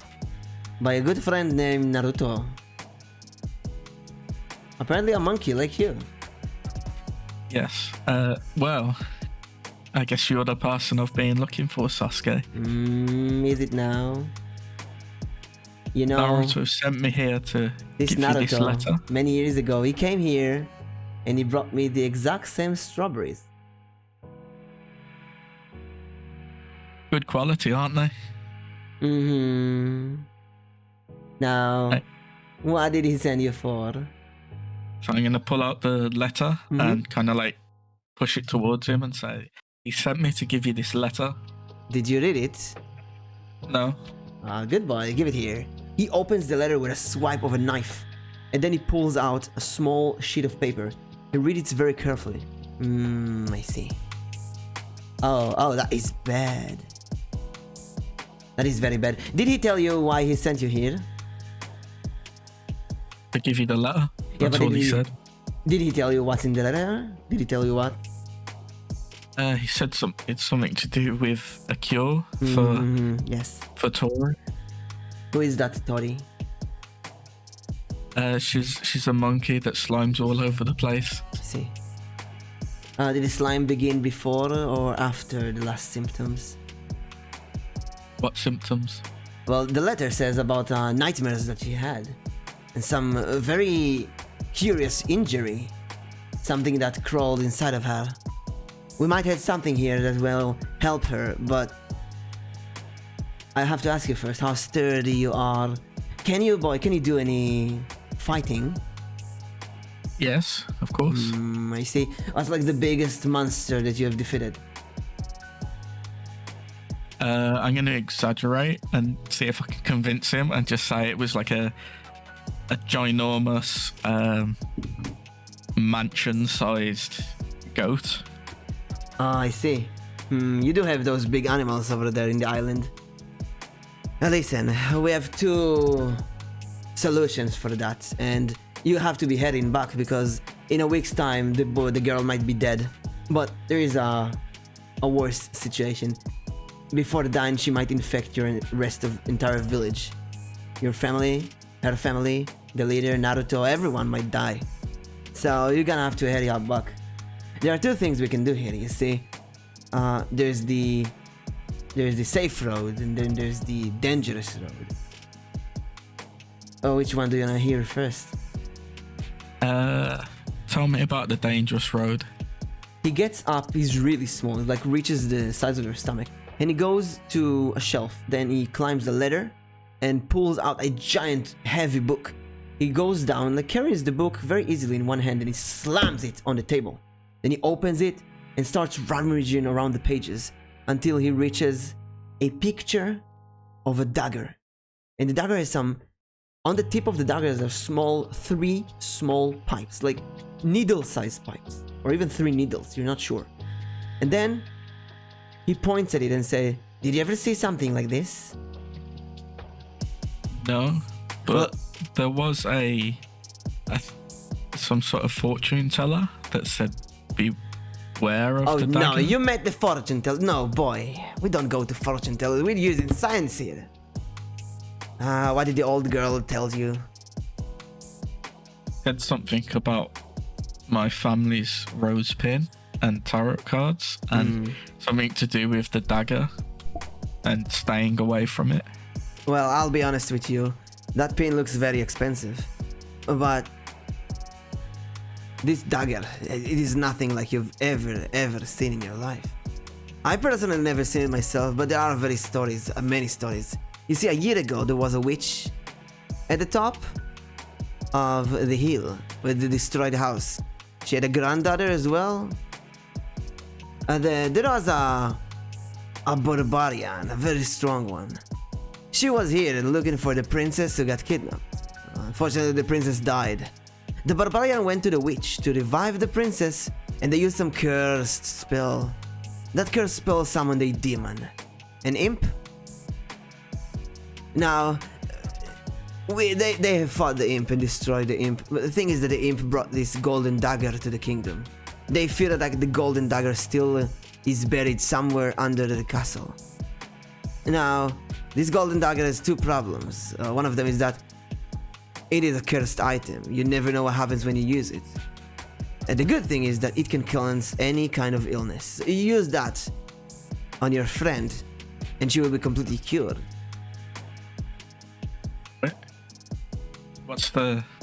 I'm guessing, what's the easy path? Let's see now. He goes to another book and he slams it on the table and opens. Well, it's a pretty complicated potion to brew.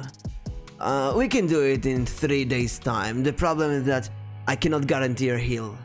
It will be only about 50%. While the dagger will heal her certainly, but it might be difficult to find it. Are you able to do the potion while I investigate the dagger? Oh no, I will need you to gather the ingredients. You will have to choose either this or that. Let's go with the dagger then. Fine. He closes both books and say, "I cannot help you too much. I can only give you this." And he gives you a torch.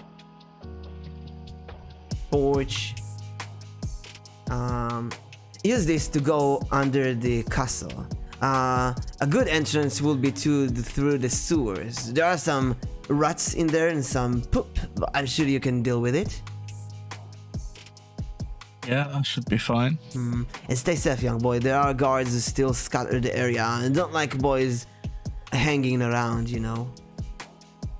You have no complimentary potions you could give me? Or, you know, well, Naruto did say speak highly of you, and he did say you was good friends, and I am doing a favor for him. I see. How about you give me that last strawberry you're hiding under your pocket all this time? And what do I get in exchange? A potion. What potion? You will see. I'll give him the last strawberry. You give him the last strawberry, he eats the strawberry and says, and next time you try to trade with strawberries, make sure they are fresh. Okay? Okay. Okay. Now where's my potion though? He goes to the shelves and he takes a red potion, glowing, and he gives you that and says, I only have one left.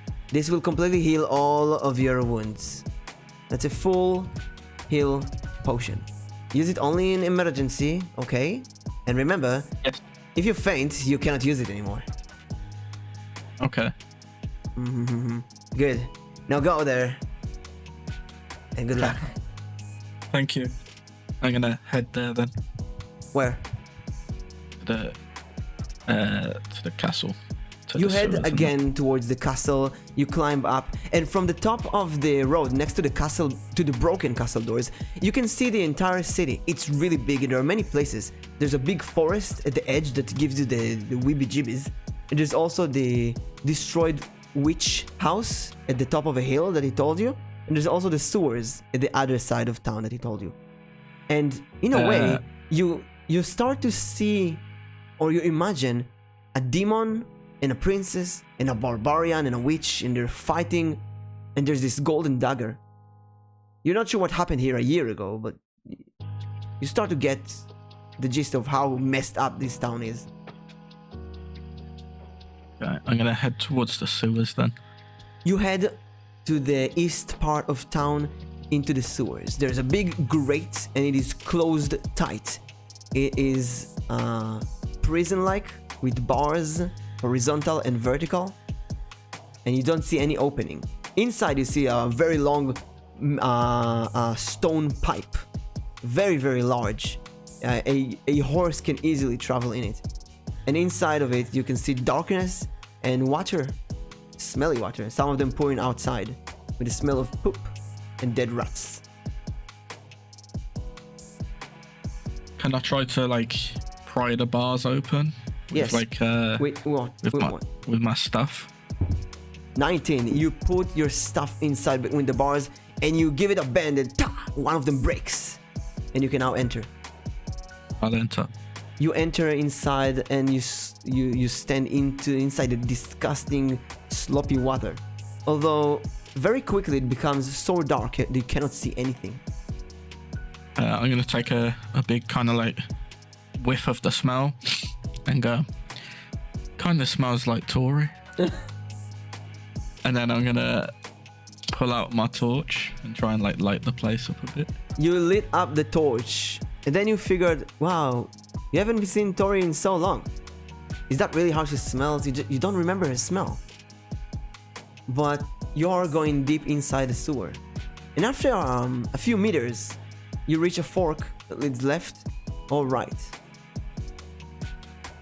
I'm gonna go right. You go right, and after a few more steps, you reach a very big system of many pipes. And it seems like there's a small room at the edge of them. And in that small room, nobody is there, but there's a bunch of candles lit up. And there's a small couch with some rugs on it, and a small wooden library with games instead of books. Can I investigate the room? 3. You know, try and... You look around the room and you take some games and open them. It looks like a children's playing room, nothing really special. There's like a pot and some drawers and maybe a bed. Seems like children were playing around here. Maybe like a children made a secret hiding spot. How many like rooms or pipes come off from this place? Pinky, congratulations on 500 Twitter followers! Yay! Hey, congratulations. What? Oh, and I got to 900. Yay! I'm gonna in 1,000. I'm gonna do a face reveal stream. Nice. You wanna join me? I'm alright on the face reveal. Okay. So, what did you ask about the rooms? How many rooms is there in like the part I'm in? That room is only one, but if you leave, you see many more roads and many more rooms. It's like completely getting lost. Without a map, you will just randomly have to visit them. Is there... Can I look to see if there's a map in the room I'm in? You search the room, but you still don't see any kind of map or any kind of mapping system, or even the books look like you just don't understand the kind of gibberish. You don't find any direction in that room. Can I head back and take the left path then? Yes, you head all the way back and you take the left path. And after walking the left path for a while, you stumble across something. Luckily, you have light, so you see it carefully. It is a skeleton of a large person who died a lot of time ago. Can I see if the skeleton's got anything on them, or like... The skeleton was completely anything? robbed, but you do research the skeleton and it seems like it was belonged to a woman. A strong one, maybe a barbarian. She has really big bones. And you do find something hidden under the water. And it seems like the skeleton's hand is still holding that. Like a big golden black pole of sorts. But the skeleton only holds the edge of it and the rest is inside the water. Can I pick it up? Yes, let's see. Yes, 19. It's very heavy, but you managed to pull it out all the way. And that is a golden scythe. Gold scythe. Wait, sky... Gold scythe deals D12 plus 6 damage. It's a really big, really fancy scythe. Seems like it was the weapon of this barbarian when she used to fight. It was left here because you think it's just too heavy for anyone to pick up. Can I carry on further down the left path now? Yes, you carry on further and the path goes to the right. You carry there, you carry on, and you reach a big room. And this room is a mess. It's a very large room and there are skeletons all over the place. There's also markings of blood and some skeletons of dogs. And some of the skeletons are ripped in half. In the middle there's a broken table. And on the table, on the floor, there are all kinds of messed up scrolls and papers and ripped books. Some of them look like they were burning. Some of the skeletons look like maybe they've gone through metamorphosis. Like one part of the skeleton, it looks like a human. The other part looks like a small demonic creature. Someone has been doing experiments in this place. Can I try and like deciphering some of the scrolls, or Let's see. trying to like see if I can understand anything on them? You don't really understand any of the scrolls since you don't have any magical properties, but you can take some of them. It seems like one of the 3 scrolls at least remain pretty good.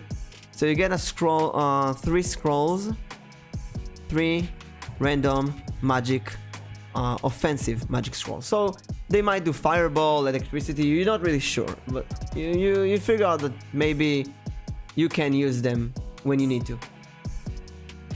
Is there... can I look to see if there's a map in here? Oh yeah, let's see. Yes, definitely. You find a map of the sewer in one of the books. It seems like there's a way straight into the castle if you go in a very specific path in the maze. I'll head back to... Sewer map. I'll take the map with me and I'll head back to the other path. Let's see. You head back to the other path and you enter, and the map helps you in a bit, but you still have to work a bit hard to get to the end. Let's see. I'm gonna get... Where is it? Let's take this one. That's a good one. That is a very good one.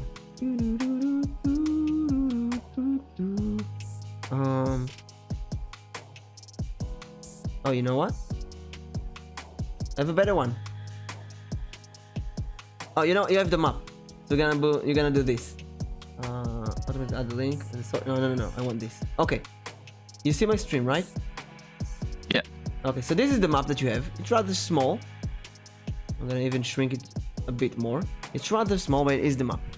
Now, the thing is, when you enter the sewer, you feel kind of overwhelmed with all the possible directions that you can take. So, we're gonna do this, and this, and this. And then, we're gonna change the screen share to... Where is it? Oh,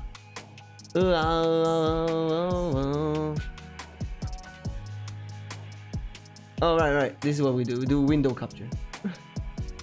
Took me a moment to remember how to share a screen. Where is it? Oh, there it is. Now, why can't you see? Reminds me of a wine bottle. Is that bad? What reminds you of a wine bottle? Why can't you see it? I turn off the flame. Why can't you see it in the background? Window capture. Like here. Why can't we see the window capture? Maybe we'll go this. No. Maybe we'll go this. Oh. Well, let's go with this. No! Why can't people see the window capture? Okay, you know what? I'm gonna close the window capture. I'm gonna create a new one. Window capture. Yes. Give me Microsoft Photos. Yes. Where is it? If it's just a photo, you might be better off doing media capture. Oh, you have... What? Okay, let's try the media capture. I mean, window capture should work. Yeah, it's a bit buggy at times with some other stuff though. Game capture?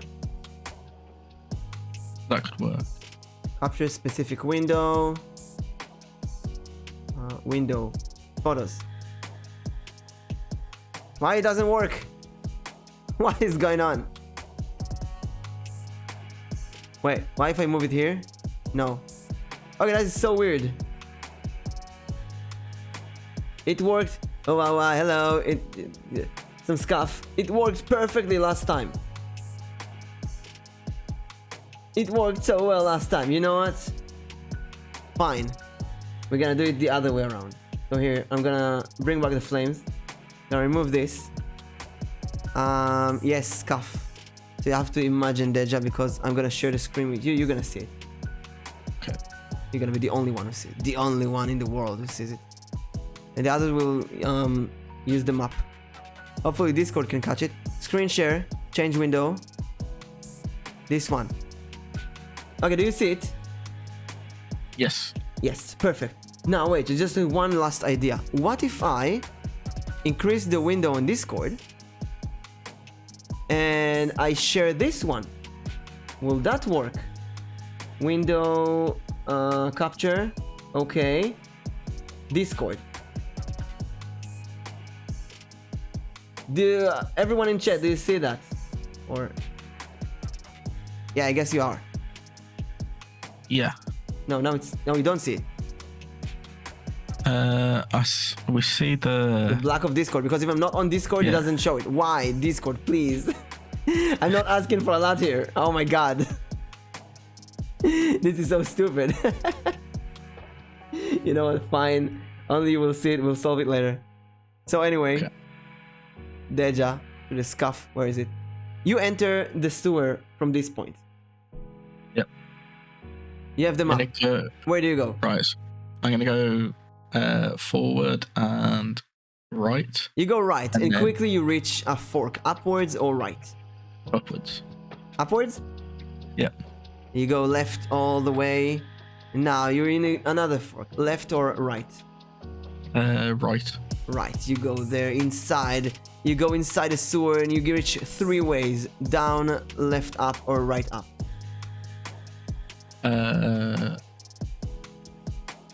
Left up. Left up. Oh, there's a wine called Il Labyrinito with a circular maze on the etiquette. Oh, that's cool. I love these circular mazes. Left or right? Right. Right. You reach down. You another reach a fork. Left or right? Right. You continue downwards. You continue downwards. Left or down or right? Down. Down. And you keep going down. Another 3 roads. Left, right, or right down. It'll be the right up. Right up. You keep going. You keep going. You keep going here. Left or right?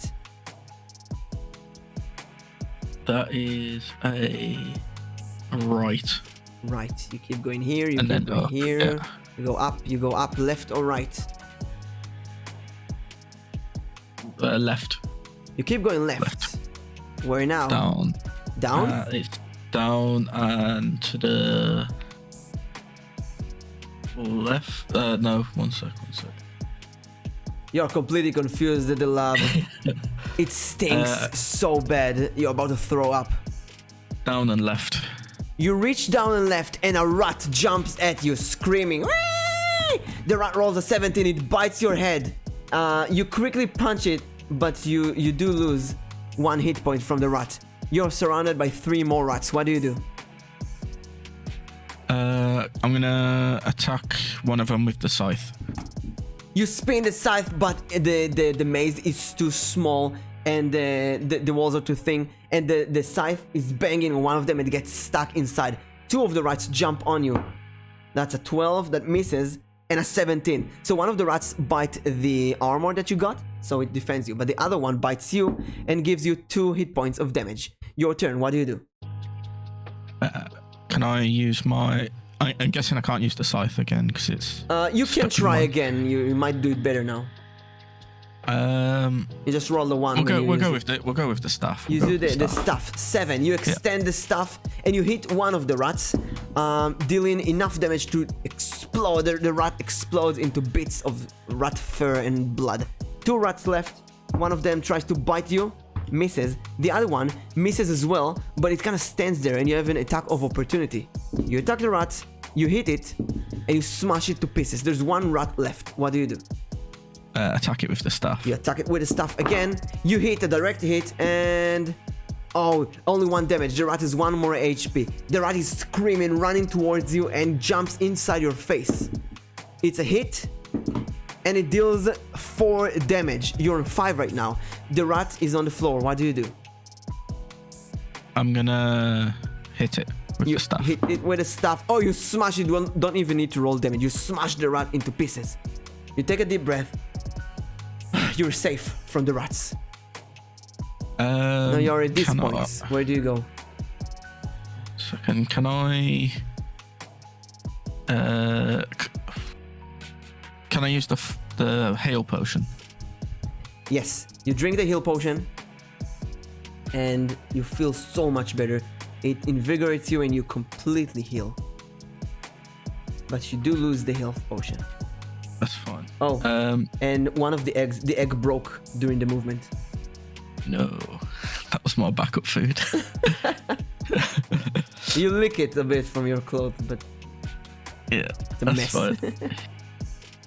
Right, let me think. Can we go left? Left. So you keep going in this left up area? Yeah. You keep going and you reach left or right again. Can I go right? Right. You go here, you go up, all the way. Up here some more. Where do you go now? You have this area, you have up here, right or up left? Up left, up right. Hello, no sag uncle. Hello, uncle. Up left. Imagine what what we are saying. Up left, you continue in this road, and you have left or right. Can I go left? Left, you go left. And you are lost again in the maze. Up left, down right. Up right. Up right? Yeah. This is where you came from. You go back. Oh, no, the one above it, sorry. The left? That one. Yeah. Traveling in the sewer, yes. Left or right? That's a good question. You feel like you are completely lost in the maze. If only you had a way to know more, to get a better angle. I'll go left. You go left. Again, left or up or down in this case. Up. You go up. It's so long, and you find some more dead rats. You reach another area, and there's a giant pile of poop here. Like a grate, and it seems like all the sewer water brought the poop and it's stuck here. I'm gonna like dodge around the poop and go down right. There is no way to completely dodge it, so your boots are filled with poop right now. But I mean, everything smells the same at this point. Left or right? I'm gonna go right. You keep going right. Left or right? Right. You keep going right. Up or down? Up. You keep going up. Up or down again? Down. Down. You go down, you go down, you go down, and again up or down. You feel like you're getting closer to the center. You can down. You go down and deeper into the sewer, left or right. You feel your head is like crushed from the pressure of being underground for so long. I'm gonna go right here. You go right. You have a good feeling about this, but you're still not sure. Up or down? Down. Down a bit more. Left or right? Left. Or if you need to post a link or something, just send it to me and I'll fix. Oh, you reach a dead end. Luckily for you, at this dead end, there is a small blanket sitting on the wall, and you feel like there's something behind it. I'll investigate it. You investigate. You pick up the blanket, and behind it there is a treasure chest, an old wooden one with a rusted lock. Can I use the scythe to hit the lock off it? Let's see. You pull up the scythe and you hit the lock. It breaks the lock in a way that the chest cannot be opened now. Can I hit the chest and try to break it open? With what? Or like pry it open with the scythe again? You lift the scythe and you crush it into the chest. It breaks something inside. You have a hole into the chest now. Can I like look inside or see if I can like? You look inside, look. And you see two things. There's a scroll, and there's a small item that has been broken because you pierced it with a scythe. Is the hole big enough for me to like reach inside? No, but you might be able to pry it open. Yeah, I'll try and pry it open with the scythe. You use your legs and pry it open, and it breaks apart. The chest breaks in two. And you see three things here. First of all, there's a nice pile of gold that you can take. Actually, you count them. It's very impressive. It is, let's roll, 180 gold coins. So that's 194. You're rich. Yes. That's why you're here right now, Tori. It's stinky. Everyone is doing that to Tori. Poor Tori. Hello, Tori. Hello, Uncle. So you have this gold. Another thing, you find a broken item. You're not sure what it was supposed to be. Broken item. You're not sure what it was. But you also find another sewer map. You have two sewer maps. This one is a bit better. It's drawn better, and you get a better angle of the sewer. So I'm going to pull it back a bit. Now you're here. You have a much better angle. Where do you go from here? Can I go back on myself to the point before? Yes, I will also make this here a bit bigger. So, where do you go now? So go back to where I was. I have no idea where you was. You left or right? There. Yeah. I'll go right. Right here? Yeah. Okay. So you go here, you go here. You can easily see some of the dead ends now. Left or right? Let me think. I'm gonna go left. Left. You might not see it, chat, but there's the maze open and it's really zoomed in, so it's so hard to figure out where you are. It's very claustrophobic as well. I love doing that. But you do see the dead ends pretty well now. You reach here, you go all the way here, you go inside here. Kind of continues. Now you have to choose down or up. Can I go down? Down. Oh, also, I spinned the image, so to kind of confuse Deja even more. Left or right? Well, you can easily see... Oh, no, there is a continuation. Left or right? I'm gonna go left. Left. You go up. Left. You go here. Left or right? Right. Right. You keep going there. Up or down? Gonna go up. Up. You keep going up. You keep going here. You see a dead end here, so you very carefully go here. You see a dead end here. You feel like you've been here before. You're not sure though. You go down, down, down. Now, down or up? I'm gonna go up. Up. You keep going up. You keep going here, and you can feel. You feel like you're getting closer to the castle. You go in, and at this point, you see remains of stone, and you start going upwards. And you think you're seeing light. Down or up, or left or right?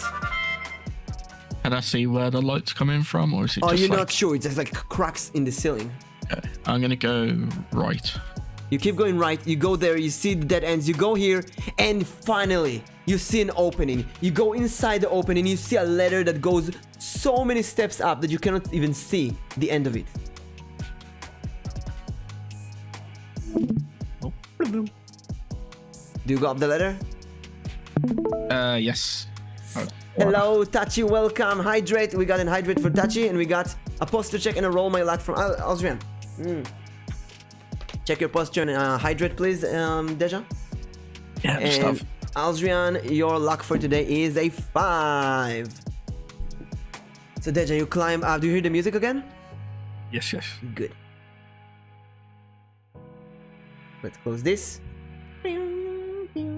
Let's give us a new background because you climb so much up that you reach a new place. And we're gonna need maybe this image. And let's find new music. So you reach the castle. Hello, Bongo. An orc with a battle axe? Not yet. Maybe in a bit. Let's put some castle music. How about this one?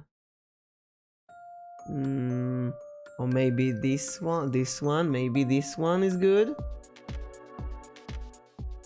You know, this is good. So you lift your head inside the castle. There are many candles there, all of them turned off, and there are many rooms around you, all of them kind of broken. Oh, an orc with a battle. Oh, you summoned a monster. Sorry, Bongo, I didn't see it. Yes, yes, you can. Yes, you definitely can. A monster, an orc with a battle axe, is at the edge of it. I'm so sorry, I didn't see the summon. Yes, you can. I just thought you randomly said an orc with a battle axe. Deja, an orc with a battle axe is sitting there at the top of the ladder, just waiting for you. And once you get there, the orc wakes up. You have the initiative though. What do you do? I'm gonna hit it with my scythe. You hit it with your scythe. Let's see, that's a 1. You miss it. You did not expect that. Bongo, I hope you're here. I messed up. No. Where's the orc? The orc has 25 HP. It's really angry. It lifts up its own battle axe and screams while it swings the battle axe on you. 2, it misses. Seems like it was slipping and you woke it up. You also see a bunch of dead guards around the orc. What do you do? Can I use one of my random offensive magic on it? Yes, let's see. You take one scroll, and you remember what the leader told you once. If you don't know how to use the scroll, just rip it up in two. You rip it in two and aim, and a fireball is spit out of you. The orc is dumbfounded, it doesn't know how to deal with it, it just stands there, taking 9 damage from the explosion and 2 more damage from the fire. That's an 11 damage, drops it to a 14, and 2 fire damage. It is the orc's turn. Tries to distinguish the fire. It cannot. It has no idea how to do it. It takes 2 fire damage. The orc runs towards you, and it tries to throw the battle axe at you. It rolls a 14. The battle axe hits you and deals. Oh my god, that is a lot. It deals 8 damage. You're down on 4. You bleed from your shoulder, and you're pushed back all the way and fall, crashes on the wall. Your turn. The battle axe is stabbed in your shoulder. What do you do? I'm gonna try and attack it with my scythe. You cannot get up. The battle axe is so heavy and it's stuck in your shoulder. Can I try using another scroll on it? Yes, you take 1 scroll with your free hand and randomly rip in 2. It is a lightning spell. The lightning strikes directly. It tries to dodge. It cannot dodge. Directly inside the stomach of the orc. It electrocutes and it receives 10 damage. It is 2 more. The electricity pushes back all the way. There's an explosion while the orc slams on the wall. The orc tried to get up and put off the fire. Oh, it managed to do so. The fire is put off. The orc has 2 more hit points. What do you do? Am I able to like? So the axe is in me, isn't it? Like yes, in my it's shoulder. Or stuck something? in your shoulder. It's only halfway through, but you are lying on the floor, on the wall, leaning, and the axe is really heavy. You don't feel you can get up with it. Okay. I'll have to use my last magic spell then. Okay, you use the last scroll. Let's see what kind of spell we have here. That is poison arrow. A poison arrow is formed in the air and is shot at the orc. The orc tries to dodge it, but it cannot. It's too stupid. Just runs towards the arrow. The arrow pierces the orc's skull, and immediately green poison covers the entirety of its body. The poison works really fast and melts every bit of thing remained from the orc. It melts the entire orc with every item that it had. The orc melts into a puddle while screaming, and the orc stops moving completely. Okay. Can I try like pulling the axe out of me and like just dropping it on the floor? Welcome Kuro to the party, Kurashi. Your luck for today is 3. Bloody hell. Yes, look at what you've done, Bongo. But thank you for the summon, and I apologize again, I didn't see it. So what did you say it again? You try to pull out the axe? Like take the axe out of me. Okay. Use your other hand. You grab the axe. It's very painful. You rip it out. Okay, it's not that painful. A bit less painful than you thought, but you still lose 2 HP from it, and you're bleeding fast. You have 1 bleed. Can I? No, can I do something? I'm gonna check. You said there was corpses nearby of guards. Yes. I'm gonna check to see if there's like any sort of like health potions or like any sort of like rummage thing there. that might help You me. cannot find. I can't even heal. Oh, there's heal. Someone else might need to do it. You can't find any health potion remaining or something like that. All the food has been eaten or rotten. Seems like the orc has been doing a war here. You do find some items and some gold that you can search through later, but right now you need to find a way to heal yourself. You lose 1 hit point from the bleeding. You have 1 hit point left. You start getting dizzy and blurry. Elzrian heals you. Thank you. You find a dead soldier, dead vampire that has been there, and there is 1 full health potion. You quickly drink that. It closes the wound. You roll on your back, breathing deeply. Oh, you're safe now. But it was very, very close. Yeah. Thank you, Elzrian. Can I equip the rose pin into my trinket slot? Yes. Trinkets. You equip the rose pin, and for some reason you see better. Your vision is sharper a bit. You said there was some items I found Yes. on the guards. So you rummage through the like guards. a proper look now. Yeah, it seems like there's a lot of coins there that the orc didn't take. You find roughly, let's round it up to 300 coins. And then Bongo would have noticed. You rummage a bit more. You find some armors and helmets. And oh wait, I put the light armor on the head. That's a body. You find a helmet that you can wear if you want to. Well, let's see. Head. Simple helm. It gives you 1 AC. Yeah, I'll take that. Although you look like an ugly guard now. And you find some swords, short sword, long swords, but nothing. Oh, Aldrin would have seen it. Yeah, this is why we need chat here. Where's Tori when you need her? Tachi just got here and didn't heal you. Look at that. The betrayal of your friends.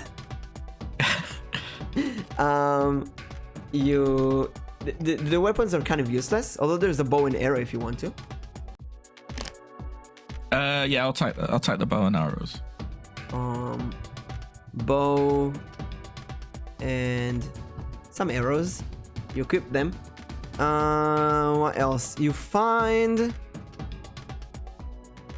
Well, that's what you find. You know, you find a key. One of the guards is like a gatekeeper, and you find a key that you're not sure what is it for. Keep it in mind to summon something weaker next time. Oh no, please summon whatever. Fine. That's part of the fun, you know. Barely a scratch. It's supposed to summon a weakened monster, but then he said an orc with a body leg, so I thought, you know what, let's go all the way. Right to spice things up. Yes. Have I still got the bleed, by the way? No, the potion healed you. Oh, I'll remove it. So I'm assuming I'm in the castle now, or? Yes, you're inside the castle, and there are a few ways around you. There's you're in the. It seems like you're in the entrance that has been completely blocked by rubble. You can't get out in the normal way, and around you there's many rugs, and there's the golden chair of the king, completely destroyed, worthless now. There's also some staircases that lead up in 2 directions, left and right. I'll take the staircase to the left. You go up and you see that there is 2 hallways. One of them ends with a room with some pinkish colors, and the other has some big room, and there's some more stairs that go up. There's like a small pink room and a big room, double doored. I'll go to the pink room. You go to the pink room, you go all the way inside, and it seems like there's a lot of dust and cobwebs. It seems like it was a girl room, maybe the princess of the castle. There's a very big fancy bed. There's some ripped plushies, and there's like plushy insides scattered all over the place. And there's a skeleton of sorts, you're not sure what. At the center of the room sits a golden dagger stabbed at the floor. Can I investigate the dagger? You can. Do you do that? Yes. You investigate the dagger. It's a 20. You sit next to it and it looks exactly like the dagger that the pharmacist showed you. Although you can't confirm for 100% the needles because it's stuck on the floor. And the dagger is in the floor in a way that is kind of magical. There is no cracks. It looks like the floor is butter and the knife was just slipped inside. And contrary to the other parts of the room, the dagger is completely clean, no cobwebs, no dust, like it was waiting for you. I'll pick it up. You pick up the dagger, you slip it out of the floor, and you hold it. You carefully see the 3 microscopic needles at the edge of the dagger. It's very lightweight, but at the same time feels heavy. Not heavy in your hand, but more heavy on your soul. I'm gonna actually I'm gonna pull a tarot card here, okay, and kind of just ask, like, or at least think, like, should I be messing with this dagger? Oh, it's the Hermit card. Well, it's not a yes or a no, but the Hermit, if you know the card, is an old man holding a lamp kind of far away from his body. He also holds a staff, so in a way you think it's you. It seems like you don't have a choice. You've been destined to carry this dagger, but you should carry it very far away from your body, as far away from your body as you can. Be very careful. Never, ever touch the edges of this dagger. Keep it safe away from you. Could I put it in my extra pair of underwear and tie it onto like Yes. the end of the staff or the scythe? Golden dagger. Wait, oh, so you tie it to the edge of the staff. Oh, that's interesting. So wait, let's do that. You sit down. Just make sure that you can do it. Yes, it's a 16. It's good. You sit down very carefully. At the edge of the staff, I'm gonna put the scythe here. At the edge of the staff. Wait. Okay. Monkey staff will go here. Arms, you're gonna have the golden scythe. So at the end of the staff, monkey staff, there's golden dagger tied with underwear. So you have this stuff, and at the edge of the staff there's the underwear, and it is tied the... Yes, it's an improvised spear. Exactly. And now it is far away from your body. And then, can I investigate the room, see if there's like anything else in here? Let's see. 12. You find a painting of a beautiful, beautiful young princess with long blonde hair. It's ripped in half, and some blood drawn on her eyes. Oh, not worry, it's bongo. Yeah, improvised spear. But you don't find anything else of value in this room. Seems again like someone rummaged through and took everything. Can well, I'm gonna head out. I'm gonna ignore the other room you said with more staircases. I'm gonna head down the staircase to. Yes. When you head down, you staircase. see there's a basement that you can go to.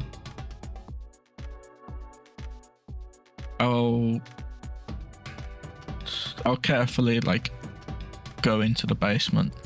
The more you go down the stairs of the basement, the more of your feeling becoming eerie. It's like your shadow is changing. Something really wrong here. Do you keep going down?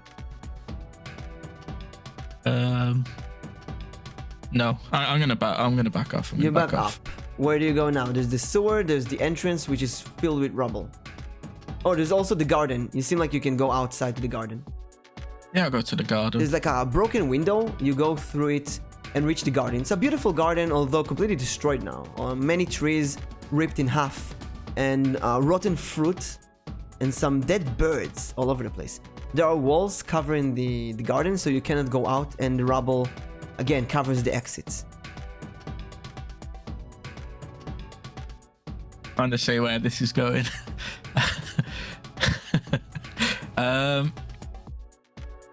So can I go to the entrance that's blocked by rubble? Yeah, the entrance. Yes, you go back inside the window into the castle. Go up to the entrance, the main entrance, and you can actually imagine the road that you went for when you headed towards the castle at the beginning, in just the other side of the rubble. It's there beyond the rubble. You just have to get over there. Can I try moving the rubble? Yes, let's see. 19. You pick up a few of them. And one big rock, you put it outside, slams it on the floor, but there's so many rubble, and then the stone starts to shake. You can try do it again, but you feel like if you will roll a low roll, like below 10, then all of the rubble might crush on you. I'm gonna back off then. I'm gonna head towards the. I still got the room on the left side to investigate, haven't I? Back up the stairs. Yeah, I'm gonna head up there and investigate the other room. Investigate the other room. That's a big double-doored room on the right side, and there's also stairs that lead even more upwards to an attic. Do you search the double-doored room or the attic? Let's go with the attic. You climb up to the attic and you see there are some treasure chests in there. Another skeleton chained to the wall, and a book just sitting on the floor. Can I investigate the book? You open the book sitting in front of it, and it is completely empty. No words in it. Do you leave it or take it or go through all the pages? I'll leave it. Okay, you leave the book. Did you say there was some treasure chests in it? Yes, there are some chests. Well, you assume there's treasure inside. It is an attic though. I'll investigate them. You start opening all kinds of the chests. They're filled with clothes and some useless kitchen stuff and some old stuff. No, nothing really of importance. There is one small music box at one of the chests, and the music box is locked in a small lock. It seems like there's something inside of it. I'll hold on to the music box for now. Okay, you have a locked music box. Can I? I'll investigate the skeleton next. You investigate the skeleton. Seems like it's a child skeleton, like a small boy, maybe 10 years old when he died. Has he got anything on him, or is it just? No, it's a skeleton. Okay. Oh wait, there is something on it. Oh. No, 4. No, nothing of importance. I'll head down and go to the room with the double doors then. You open them? Can I kind of open one? Yes, but it is slowly locked. And kind of is it locked? Can I try the key on it? Yes, the key works. I'm gonna open one slowly and kind of try and peek the handle through. falls off and is left in your hand. So I can't get through at the moment. Well, at least this handle is broken, so the door didn't open, but it is unlocked. Can I try the other door? See if that opens? Yes, it opens. The door breaks inside the room, just falls on the ground. Inside the room, you see a pretty creepy thing. There's a bedroom. It looks like a couple's bed. And on it, you see 2 skeletons. One of them, you assume it's a female. The other is a half skeleton. There's the skull and the rest of the skeleton sitting next to her. And it seems like they died together. Although you're not sure. Maybe they died in different places and someone brought them together. I'm gonna have a look around the room, see if there's anything useful in here. There's a wardrobe that you open, but it's filled with dust and some old clothes fall on you. You leave it, and then you look under the bed, and it breaks and falls to the ground, so you not touch it anymore. And then there's these 2 skeletons, and you have no idea who these people are, or how they died, or what is going on here. Can I see if I can find some rope under the bed? Yeah. You look under the bed, and you know what you do? You find a toolbox with some rope in it. Rope. Okay, I'm gonna use really the rope old. It's really old, but it seems like it's still sturdy. Okay, I'm gonna use the rope to kind of support the underwear on the dagger. Okay. Hold it in place better. I see. So monkey staff, tie with rope and underwear. Done. Nice. I'm gonna head towards the basement, I think. Okay, you leave the room and heads towards the basement. Again, when you reach it, you feel like your shadow is moving. It's a very creepy basement. And it's completely dark. Yeah. Can I light my torch? Yes, you light your torch. It's a bit of light, but it's still relatively darker than you expected. Do you keep going down? Yes. You keep going down, and the more you go down, the more you feel weird and lonely. Until at one point, your torch, it kind of lights, but you can't see anything. You just can't see your torch. You can't see your inventory. You can't even see yourself. You basically see nothing.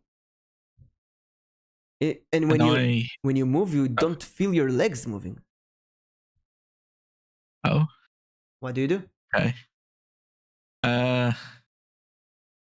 I can't move, basically, or at least I don't think I can move. You can move, but you don't feel your legs moving. It's like right now when I speak, even if you speak, you say ah or something, it's like you can hear yourself speak, but you can't hear yourself speak at the same time. I'm gonna try and put my hand on the trinket and grasp it. You grab the trinket, and it seems like push forward. Very, very small light. that you can see. Very faintly. You see some light. And you feel like there's fire coming out from the trinket. It helps you in a bit. It helps you really, really in a bit. And you start seeing some stuff. You see the stairs that can lead down. Slowly you can also see yourself again.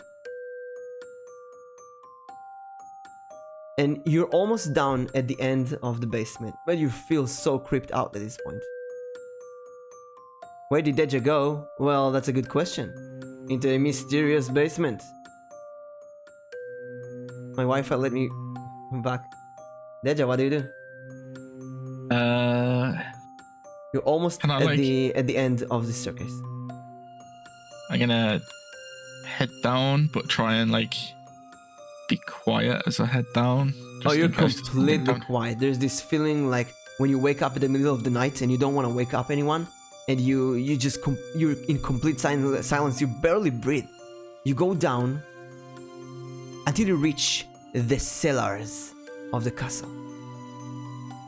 It's a very long hallway with 3 cells in each way, and a mysterious door at the end of the cellar.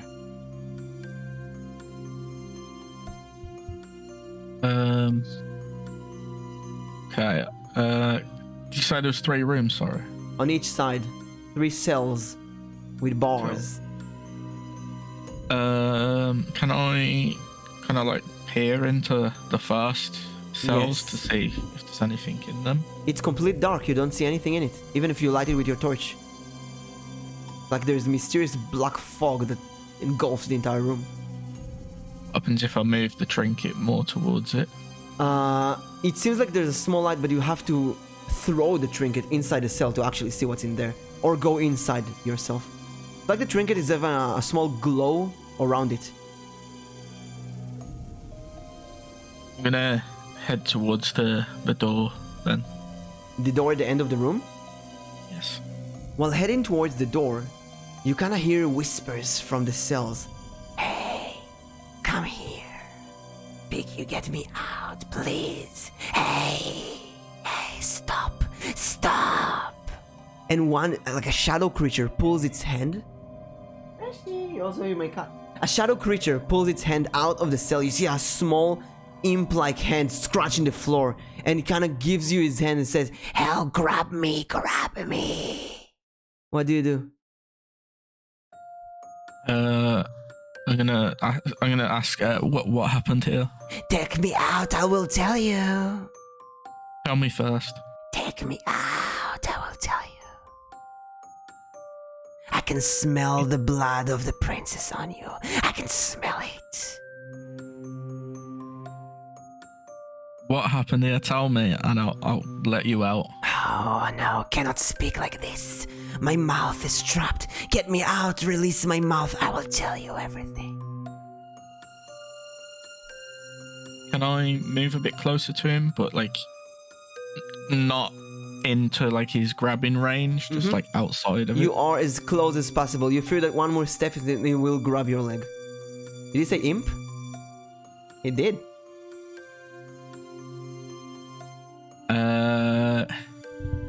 Also, Anko, it is all in the same world. It's called the Impish Princess.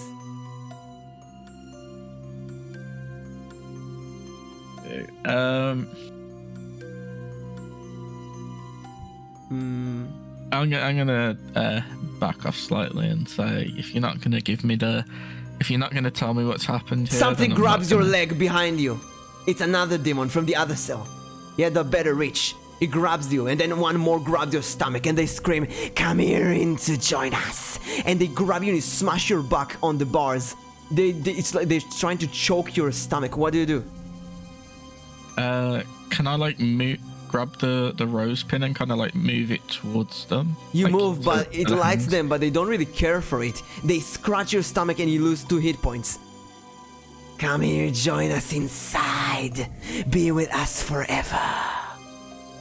Am I able to like grab the dagger and like kind of like try and stab one? Yes, you grab the dagger You rip it off from the underwear and you stab one of them. It screams, ah! While 3 worm or beetle-like creature dig from the dagger into the shadow. And they leave you alone, all of them, and they scream and squeal. And then you see light from your torch and you pin into the cell, and you see a creature, a big creepy imp-like creature with 4 hands, and the creature squeals and turns around while this worm and beetle creature burrow through its body, and instantly, in about 3 or 4 seconds, its entire body from the inside, and all that remains there is an empty husk. I'm gonna turn to. There's a. Did you say there's another? There's at least one other imp, isn't there? There are a few more, but it slowly brings its hand back into the cell and say, "Never mind, go alone. You do not deserve our help." I'm gonna say to it, "Tell me what happened here, or I'll do the same to you." Come here and try it. You all words, but no bite.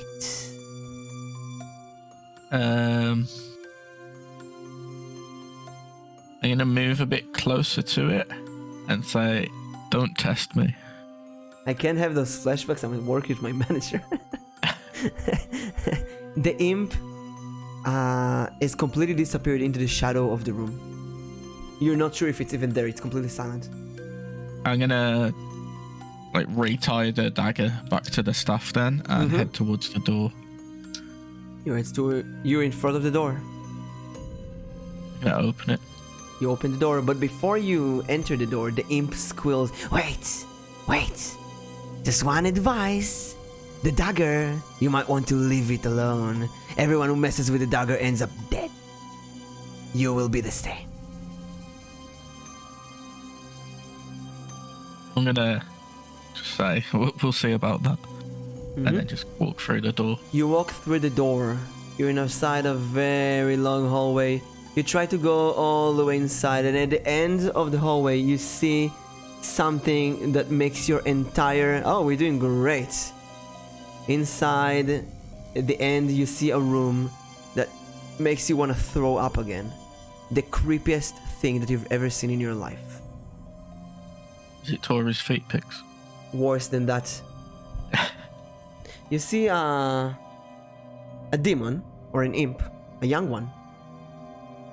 Disembodied. How do you say that? Like Disembodied. Disembodied. Anyway, it's in pieces, basically. The stomach is tied on the wall, and then the hands and the feet are nailed to the other pieces of the wall, and the head is up there. And the head looks like the princess that you've seen in the picture, but completely messed up. No eyes. Nose is on the floor. The facial feature is very hard to recognize. On the floor, there's a very creepy, magical circle drawn with black blood. Can I use like the like bottom part of the scythe to kind of like mess up the circle? How do you mess with the circle? Like the bottom part of the scythe, just kind of like put it in the blood and just kind of like smear it over a bit. You can't smear it because it's really old, but you can scratch the stone to destroy it. Yeah, I'll do that then. You scratch the stone really strong, and you just destroy the entire circle. And while doing that, you feel like the pin slowly grows in light. Okay. Can I try getting the body parts down so they're like on the floor? You take the body parts down on the floor, and you kind of assemble the corpse of the princess, who seems like she's been deformed and now looks more like an imp, half human, with long nail hands like the creature you saw in the cells, and disfigured face. Something really bad happened to her. Seems like someone did a weird spell on her. And I'm going to take out the music box and kind of like place it in her hands and rest it on on like a stomach. If that does anything. It is there, but nothing special happens. Okay, I'm going to take the music box back then. Okay. And then music box. Is there any like rooms coming off this? No, that is room? the last room. Seems like a unique cell, maybe for a monster. Can I put the rose pin near the body parts? See if anything happens. It glows a bit, but nothing special happens with it as well. Oh, you know what? It glows a bit and you see something. There's something in the, like, attached to the leg of the princess. Seems like, not like the hand. Seems like she's been holding something very strongly. And it is a very, very small key. I'll try and pry the key from her hands to take it. Yes, you got the small key. Is the key small enough to fit in the music box? It exactly fits the music box. Let's do that then. I'll put it in the music box. You put it in the music box, and you hear the music with the music box music that you actually hear right now.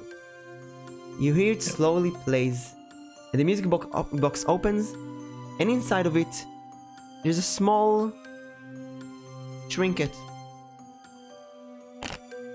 It is a small pin, exactly like your one, a complete replica of your pin, but in a blue color. So you have the road res pin, and that is a blue rose pin. They look identical, like the same person made them. Am I able to attach them together in any way? Let's see. No, they do not attach in any way. I mean, there are pins, you can just attach them together, but they don't seem like there are two parts of a same object or item. I'll just put that on. Put like the kind of like keep it away from the red one for now, so they're on like separate parts of my body. You put both of them on, yeah. Yeah, I'm gonna head back to the previous room and kind of like see if there's any of the imps left in there. All of the imps are gone. All of the cells are completely lit up, and there's no imp in there. I'm gonna head back upstairs then. You head back up the stairs, and you're again at the main hallway of the castle.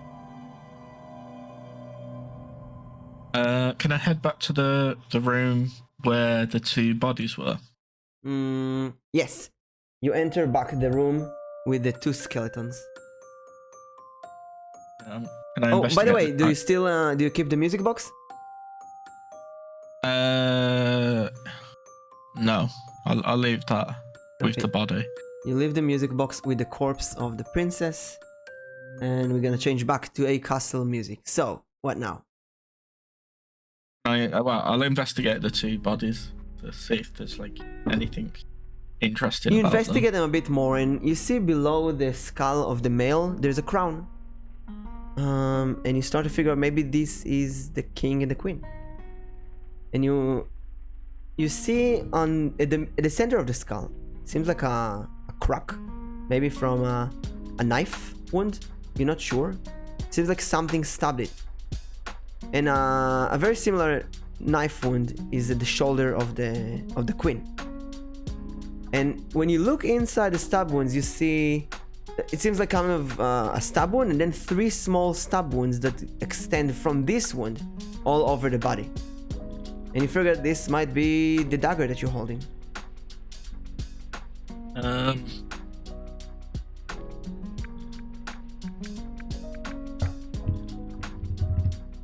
Can I?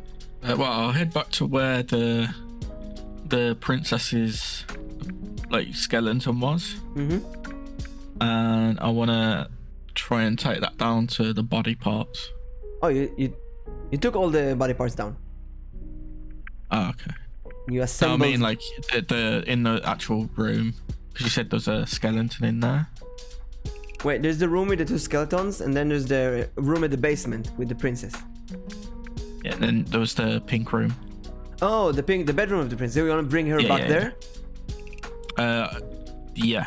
So you take all the body parts of the princess and the music box, and you take them to the princess room, and you put her on your bed, and maybe you say a few words. And what now? You can imagine that if the princess was alive, she would be smiling. Am I? Let's go back to the 2 bodies, and I'll try to kind of like rest them in a better position. But I'm also gonna like take the crown. You take the crown, you put them in a better position, and again you feel like if they were alive, they would feel much better. Seems like something really nightmarish happened in this town, in the castle at least. Can I go up into the attic? Yes. Because you said there was a skeleton chain in there. I want to try and break the chains or undo the chains. What chains? Oh, the skeleton that's tied, yes. Yeah. It's really old chains. You easily break them with your stuff. The skeleton is not released. And you can see that on this skeleton's leg, there's another wound exactly like that of the dagger.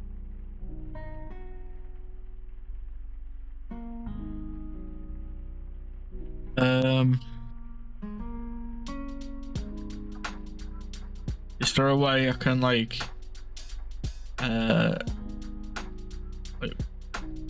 press the dagger against the mark, like the mark it's left on the skeleton, and see if anything happens? You put the dagger next to the wound of the skeleton, and instantly 3 beetle-like creatures, like small demons, small imps, really small microscopic imps, crawl outside the dagger into the skeleton, start digging inside, looking for skin or flesh to eat.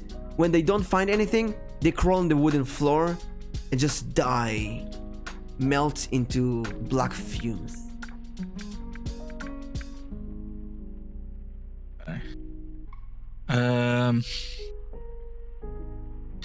Just trying to think.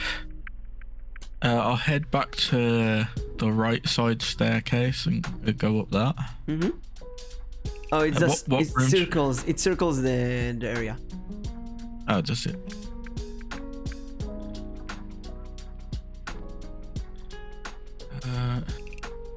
Can I go to the gardens?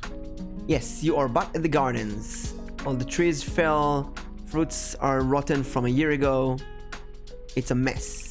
And there's also a big pile of dirt at the edge of the garden. Does it look like it's been dug up, or just like placed there? It looks like something was like a big pile of trash and sand and dump was just placed there, or maybe it formed over time. Can I'll look through it. I'll use the scythe, and the like tip of the scythe to try and like brush bits of the dirt aside. It's a really big pile, but it's going on and on and on. Seems like, oh, okay, if you have time, you can dig through it. It might take maybe a couple of hours to dig through the pile. Yeah, I'll give it a go. Okay. It's becoming late. You can feel it. But you're digging. How do you dig, by the way? With the scythe, with the stuff, with your hands? With the scythe, I'm gonna try to like brush the dirt aside. You brush pieces of sand and trash all over the place, and the more you do it, the more you get tired. After a few hours, it is nighttime. If you keep going, you might lose a bit of HP. Or do you want to rest, or do you want to go back to the sewers, or want to keep going with the sand pile? Does it look like if I was to rest here, I'd be safe? In a way, I mean, it looks like the only thing that was dangerous here were the demons and the orc, and you got rid of them. I'll have a rest then. Okay, you sit down and rest for a bit, and very quickly you close your eyes and you fall asleep. And you wake up, you feel better, you slept good in the garden, nothing happened during the night, still feels like the castle is completely dead. You wake up, you hear some roosters in the background, and you are at the castle's garden with the dirt pile. I'm gonna head back towards the sewers then. You head back to the sewers. You go down.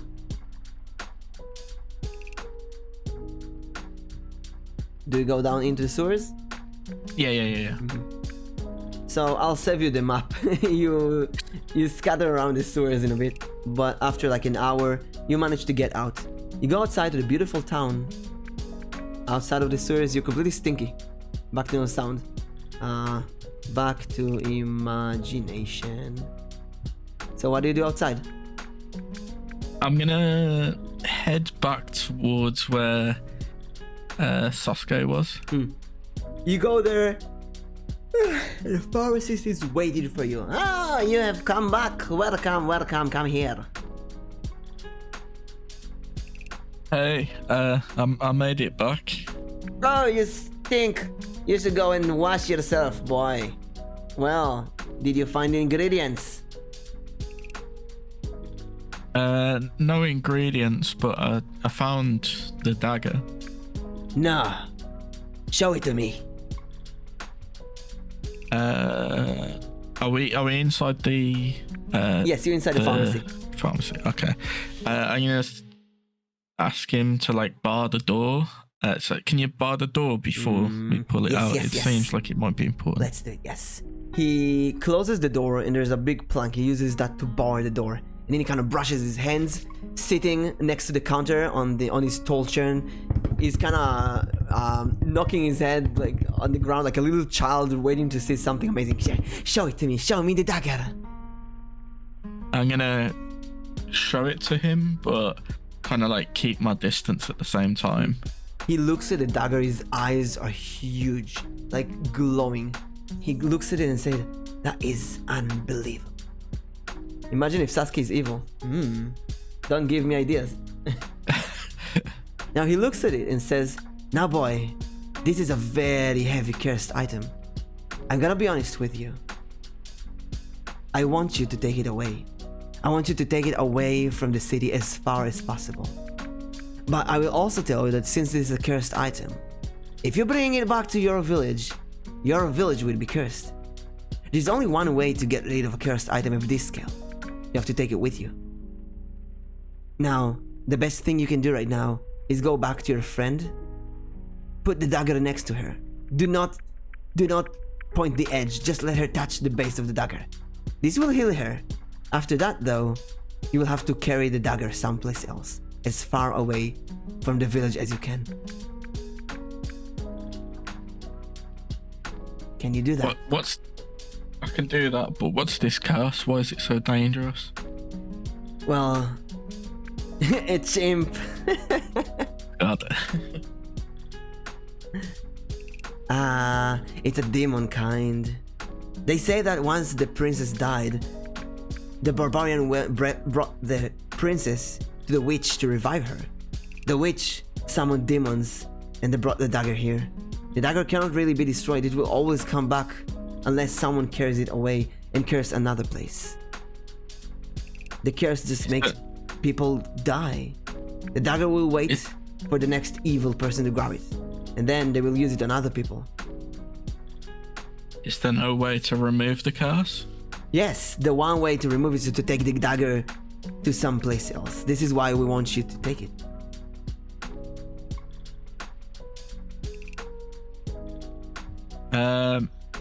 Before I leave, do you have any more health potions? Unfortunately, I ran out, but since you've been doing such a great work for me, I will give you this one. And he turns around and he gives you a orange potion.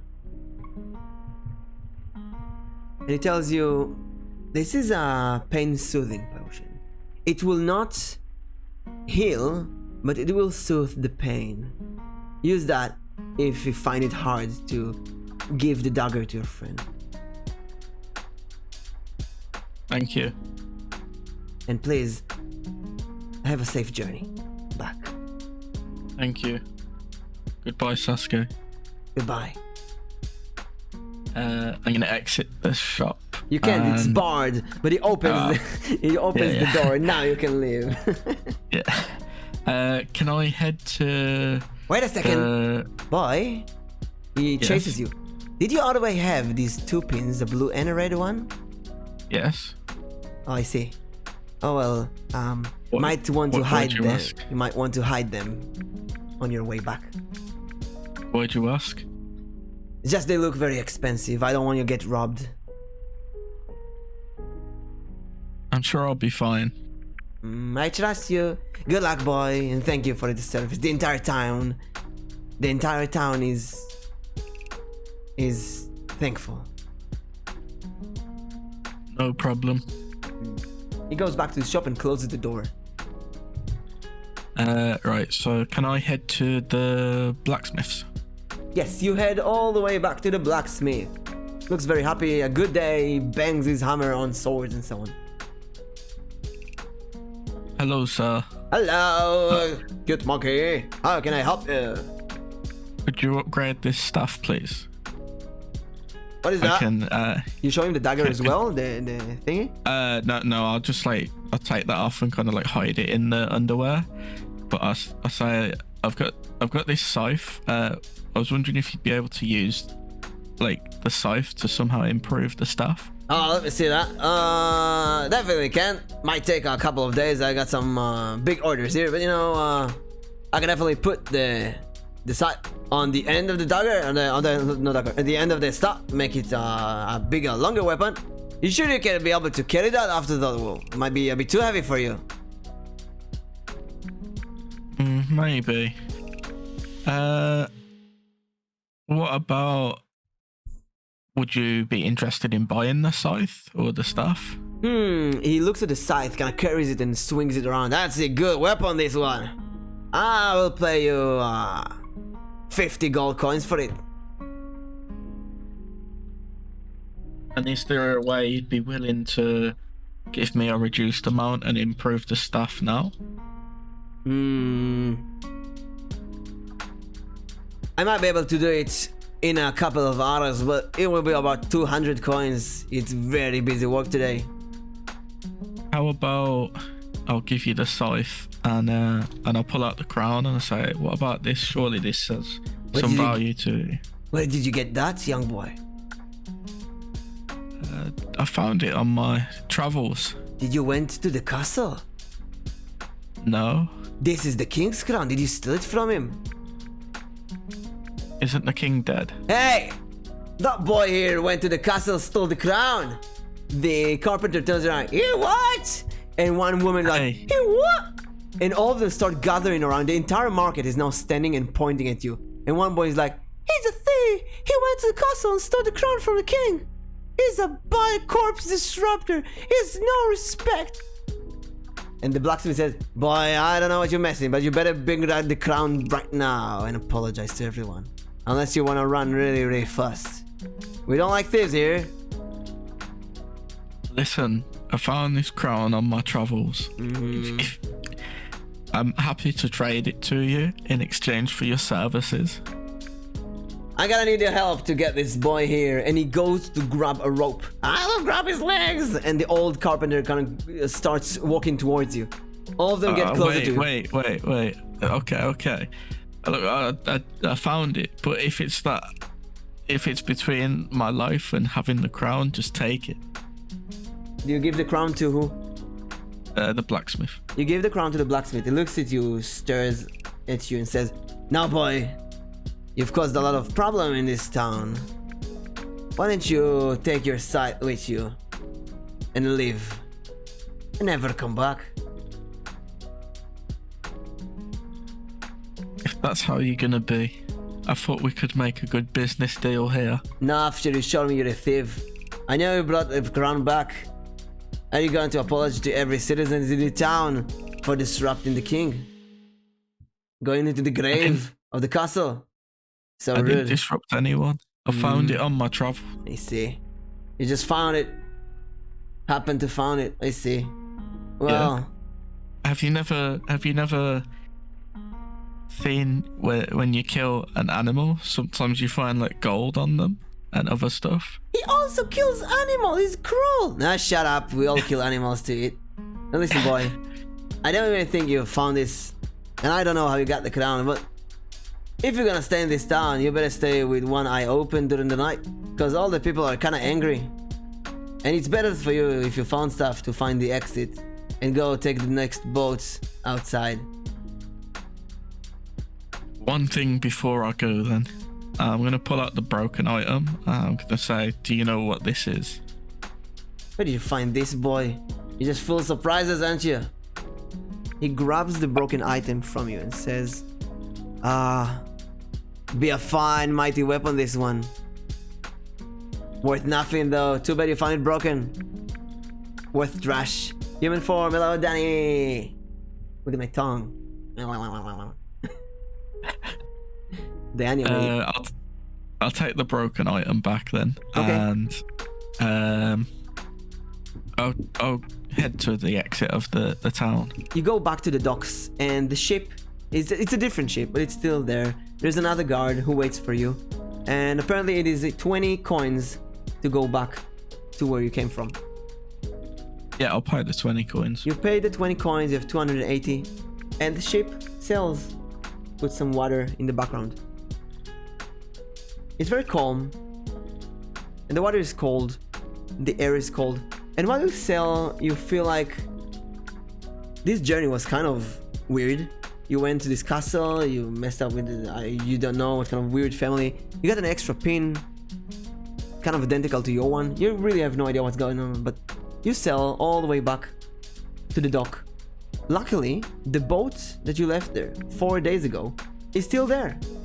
You take it, the oar is still there, and you sail and you row back all the way to the Fisherman Joe. You're still stinky, you slept pretty good in the ship. Although you missed the cook, Chef Rona. She wasn't there, it was a different ship. But now you're back at the entrance to your town. You can even hear Minako, the giant goat, somewhere in the background. Now, what do you do? I'm gonna head towards the blacksmith first. See if he's in. The blacksmith from your town, from your village. Yes. Yeah, you head back to the blacksmith. It's not there as well. I'm gonna okay, I'm gonna Auntie tells, to... hello sweetie, you're back for us so soon, hello. And she gonna storms at you and gives you a great hug. Oh, your mother would love to see you. Hello, auntie. Oh, you stink. Oh, you have to take a shower now, right now. I've got something I need to take care of first. Oh, good luck. Tell hi to your parents for me. I will do. Oh, wait, take this. And she gives you 6 eggs and a bag of milk. Say it. No, she gives you 8. Say hello to your mom for me. 8 eggs. Will do. And milk. You got eggs and milk back. Thank you, auntie.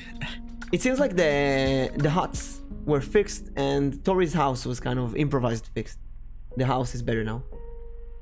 I'm gonna head to the elder's hut and see if the elder's in. The elders is in the hut and Tori is there. Unfortunately, Tori is sleeping and she seems like she has a fever while the elder is taking care of her. He's brewing some kind of potion or some kind of green thingy. Hello, elder. I've returned. Oh, finally. I'm so glad. Did you bring it? Did you bring the medicine? Yes. Well then, give it here. I'll do it. I've got a more agile hand than you have, elder. So I'm gonna step close to Tori and he drags his butt back so you have room to treat Tori. I'm gonna pull out the dagger. She's very hot. She breathes deeply. Seems like it's a very serious fever. I'm gonna place the dagger next to her and kind of like guide her hand to like the the handle of the blade.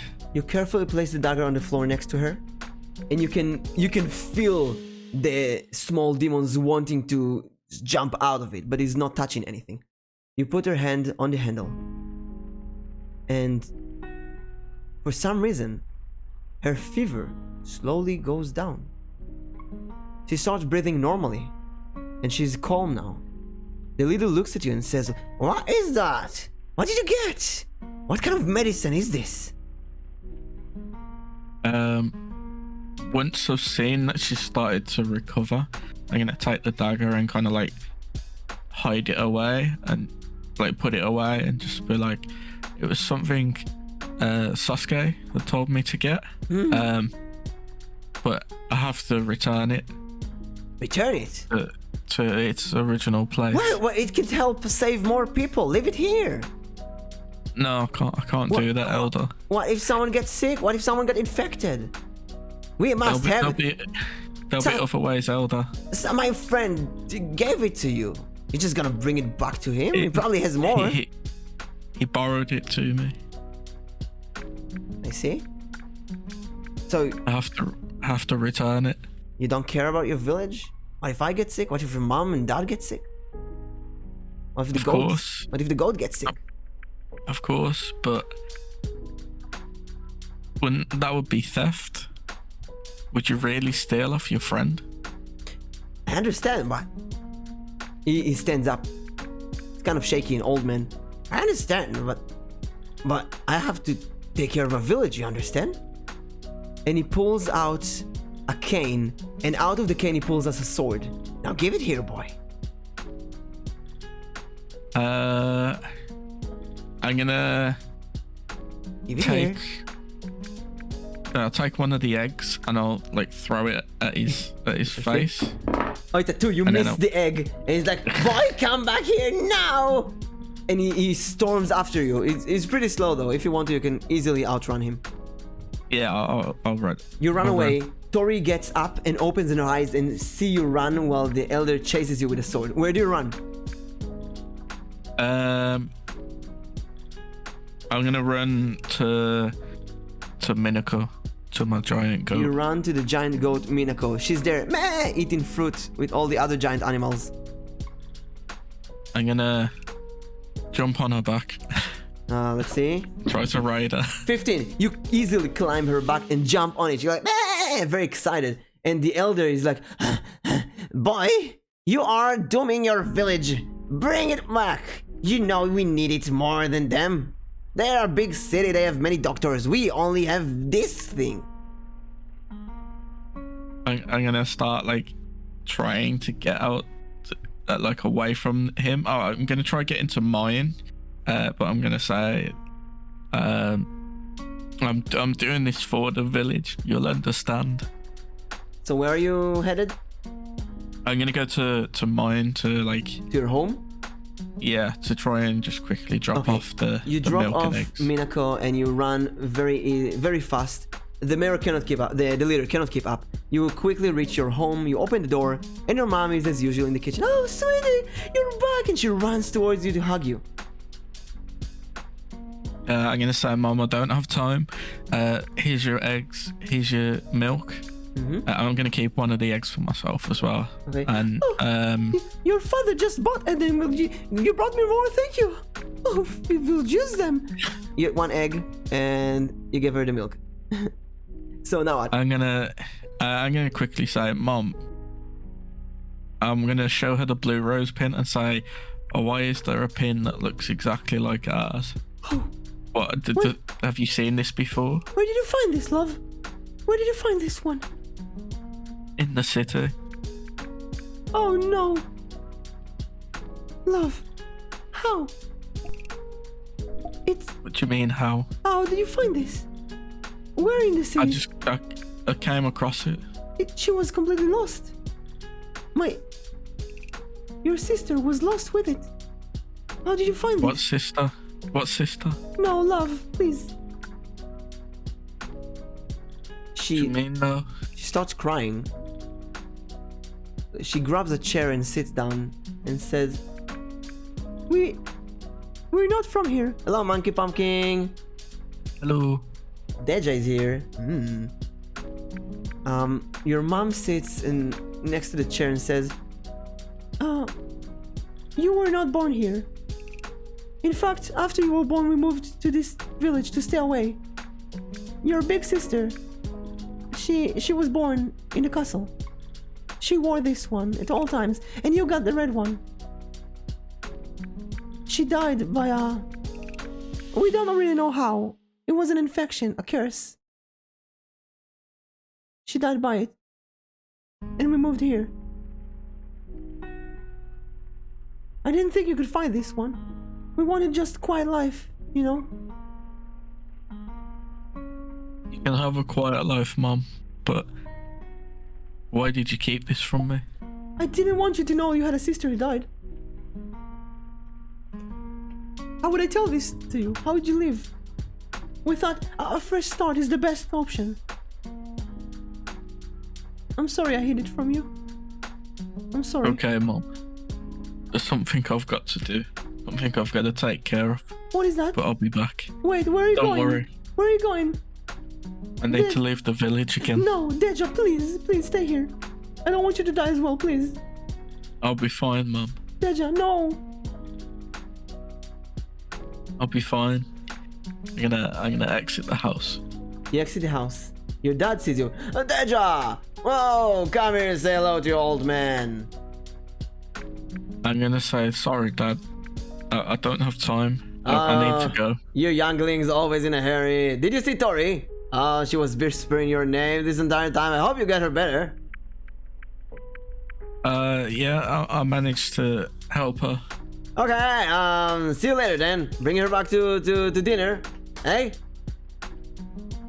Sure, Dad, sure. Okay, see ya. Oh, also, don't tell her about the puke on the garden. Oh man, what a mess. So hard to clean. This girl, she eats well. She does. I'm confused because Monkey, you reached here after 3.5 hours. You're bound to be confused. We're doing D&D. I'm gonna jump back onto my Minico battle steed and try and exit the village. You exit the village. You ride your Minako towards the exit of the village. And where do you go? That's a very good question. That is. But I think it is time to stop this. You jump on Minako and you ride as far away from your village as you can, holding the cursed dagger. Now, you know that if you keep carrying this in the village, it will be cursed. You have to find a different way to put the dagger in. You have no idea where, you have no idea how, but you will carry this as far away from your family and loved ones as you can. And we're gonna end it for here today. Gonna end this for today here. So, Deja, how was the one-on-one D&D? Yeah, it was pretty fun. I've enjoyed it. I'm curious to see what happens next. Who knows? This was another part in the Impish Princess. Every time with different people. Completely improvised. I have no idea what's gonna happen either. Maybe we will never continue this. Maybe people will see you in their games. Who knows? Maybe. Improvisation just keep going. So, thank you for joining me in this adventure today. Now, I was supposed to have a collab with Merlin, but he didn't contact me, so let's see if I can find Merlin. And if not, we will raid someone. Deja, do you have anyone you want to raid? Let me check who's online. I'll see who's online now. I learned from Lotel to let the guest choose a raid. Let's go with Observer. Observer. Where's Observer?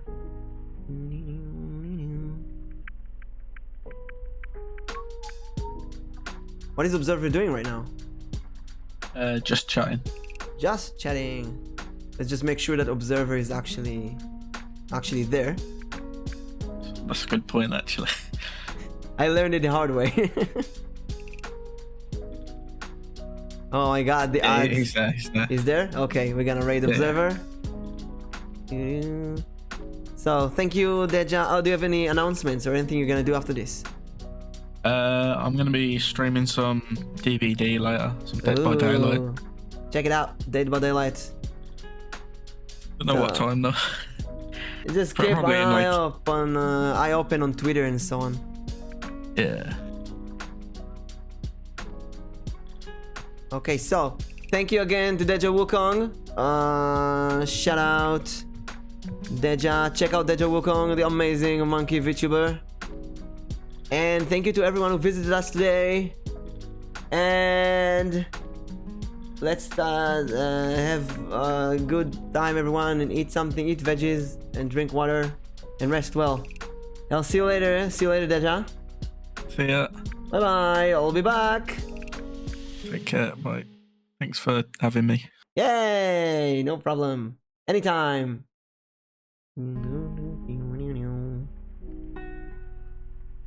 And it's a raid.